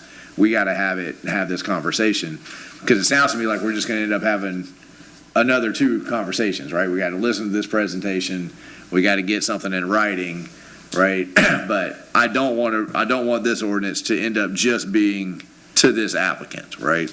We need to have our standards, and then whatever else is there. It'd be great if there was some flexibility and saying, well, it depends on how big your road needs to be, right? Those kinds of things. It could be 20-foot vegetative and another 30-foot for road. That way we kind of get that 50 in there. But that's my last thought, is I just don't want to do something that's specific to just one company. I agree completely, Mr. Mayor, and I think that's our takeaway from that is there's one of the things we're going to do when we discuss this in the future and in the ordinance is provide clarity about setback and buffer and define vegetated buffer versus, just undefined buffer, which is just airspace. So we will define it very clearly in our ordinance, and we will ensure that at least the major players in the state of Florida, that in terms of solar arrays, there's the Regis, there's Duke, and Florida Renewable Partners. We've had a conversation with all of them, and that they're consistent in their responses to these types of things. And knowing that only one of them has the vested rights that you spoke to earlier with Burt Harris, but we still like to get input from all sides of an issue, and we will do that before we have draft proposed changes for an ordinance. And I know exactly what the residents, I live out there. I'm a little bit north on the road. I have a neighbor who built a watermelon packing shed. And I look at that now when I'm sitting out by my fire. I can see that watermelon packing shed. I can see the trucks going in and out of there. And he put the brightest light on the outside of that, and it shines right at my fire pit. And I planted one cedar tree on my property, and that cedar tree now blocks that entire light. So when you think about blocking view, right, I planted one tree on my property to block the whole view. If he had planted the trees, it would have took him, 20 cedar trees in order to cover his property line. So if we're being neighborly and you really don't want to see it, you might start walking around and saying, okay, where do I need to kind of do a little bit of vegetation on my side of the property? Because if they do 20 and you do 5 or 10, well, now we're working together to not really see anything. Commissioner Coleman? I feel for all those residents out there, because the last thing I would want butted up to my little farm is that.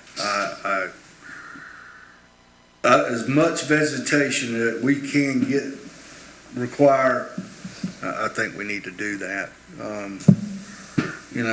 I don't know what I'm not an arborist or whatever, but whatever kind of vegetation. And I'm going to say one more thing. If they'd open those pipelines back up, there wouldn't be no need for any solar. So that's where I'm at. Any other feedback to staff? Commissioner Martin? I think just the discussion is worthy of having. I think we've made a mistake with the ordinance to begin with. I'd be in favor of either repealing it or going as restrictive as we possibly can in the future. And I think this whole exercise has demonstrated that we can't always foresee everything that's possible. So I'd like to get as restrictive with this project as we can possibly get away with. And as far as the Burt Harris applying, I'm kind of in agreement with one of the speakers. I'm not sure that it necessarily applies if they don't have something on file with us. All they did was essentially purchase land and tell us what they thought they were going to do with it. I'm like Commissioner Coleman. We're the victim of some of the national politics that are going on. And it's certainly not fair to us as a government entity, and it's certainly not fair to the residents at all. As the days have gone on, it just seems to me that the solar is more of a scam and a way of the federal government spending more of our tax money. We're getting further in debt. That bothers me. I don't like the idea of a chain link fence all the way around the property. I think they're just completely, ugly, and they make a bad situation worse with the solar farm or the solar panels there to begin with.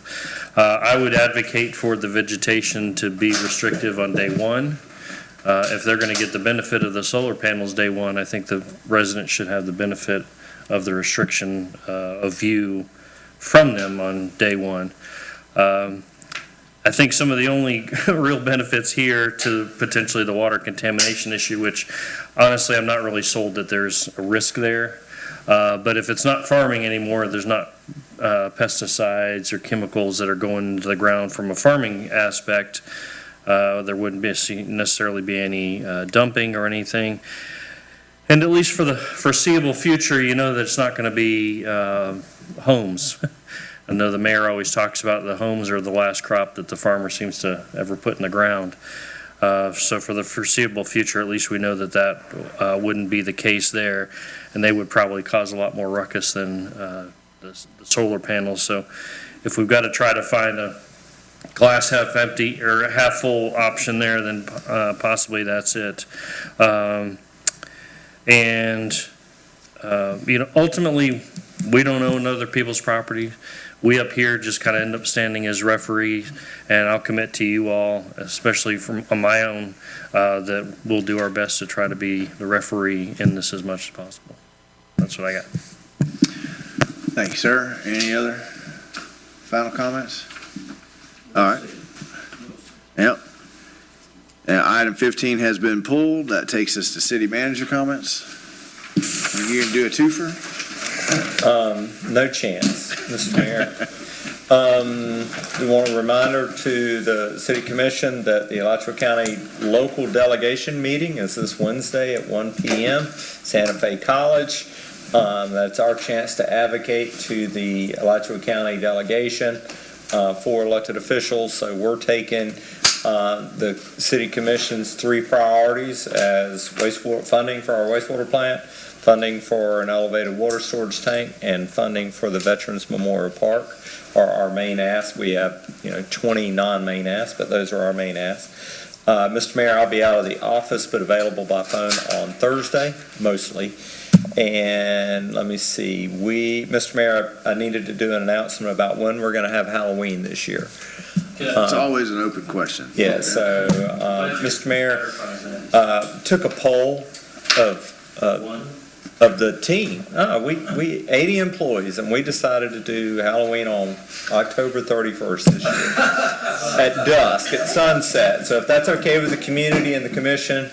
And finally, Mr. Mayor, just a reminder to residents and the commission that we'll be closed on Thursday, November the 9th, which is a couple weeks out, in observance of Veterans Day. So we'll have more posts on that, but we don't have another city commission meeting until after that, so we wanted to make sure y'all are aware. Mr. Mayor, that concludes my comments.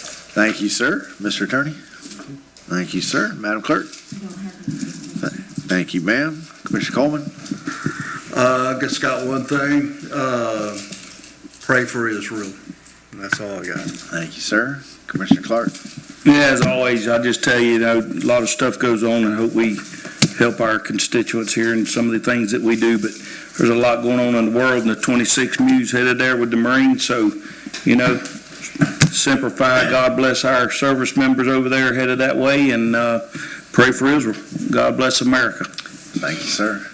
Commissioner Martin? Thank you, Commissioner Mazon? I agree with Coleman and Mark Clark, and thank you guys for coming out.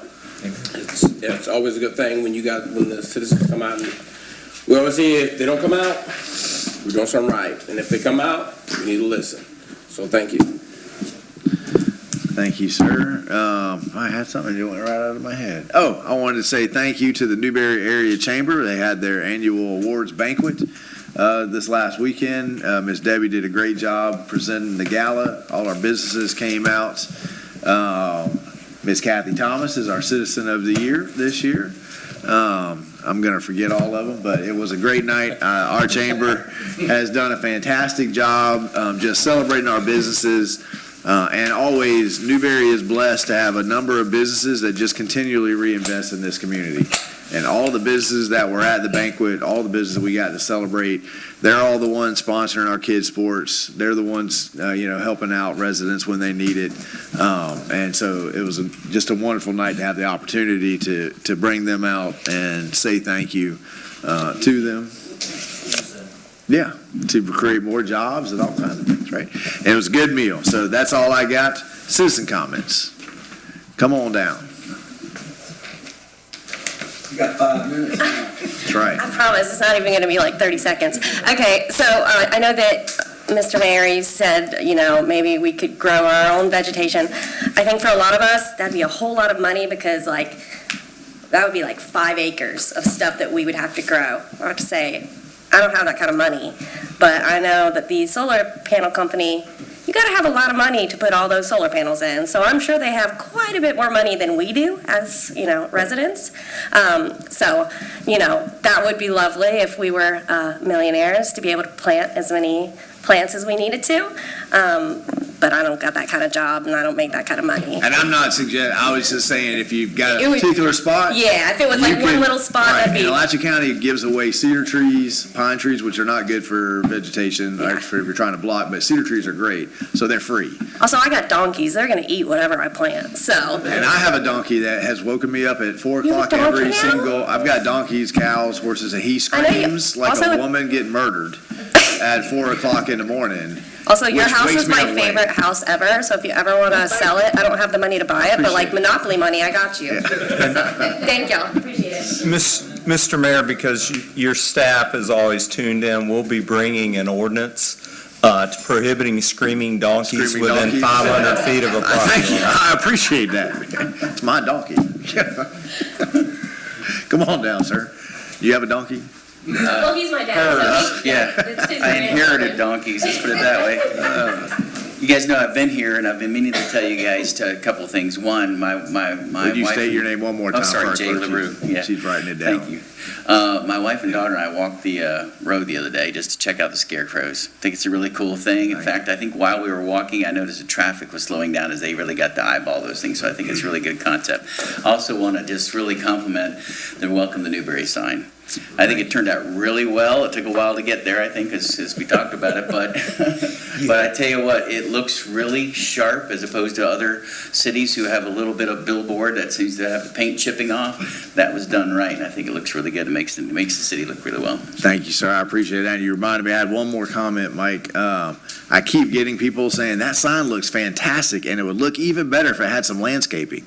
And I keep saying that the landscaping's coming. Do we have any idea? There's like, there's multiple phases. Month, 2 months? Mr. Mayor, as We're gonna soon plant as I some give you a cedar trees. timeline, we won't Yeah. make it because we are not performing that work ourselves. We are contracting with a very busy landscaping contractor. So we are moving, and I would tell you, the first plan that came in was so elaborate, you wouldn't see the sign itself. And we're like, no, we want a couple little growies, and that is it. But, so we're still working on getting the design right, but we will make it go as quickly as possible.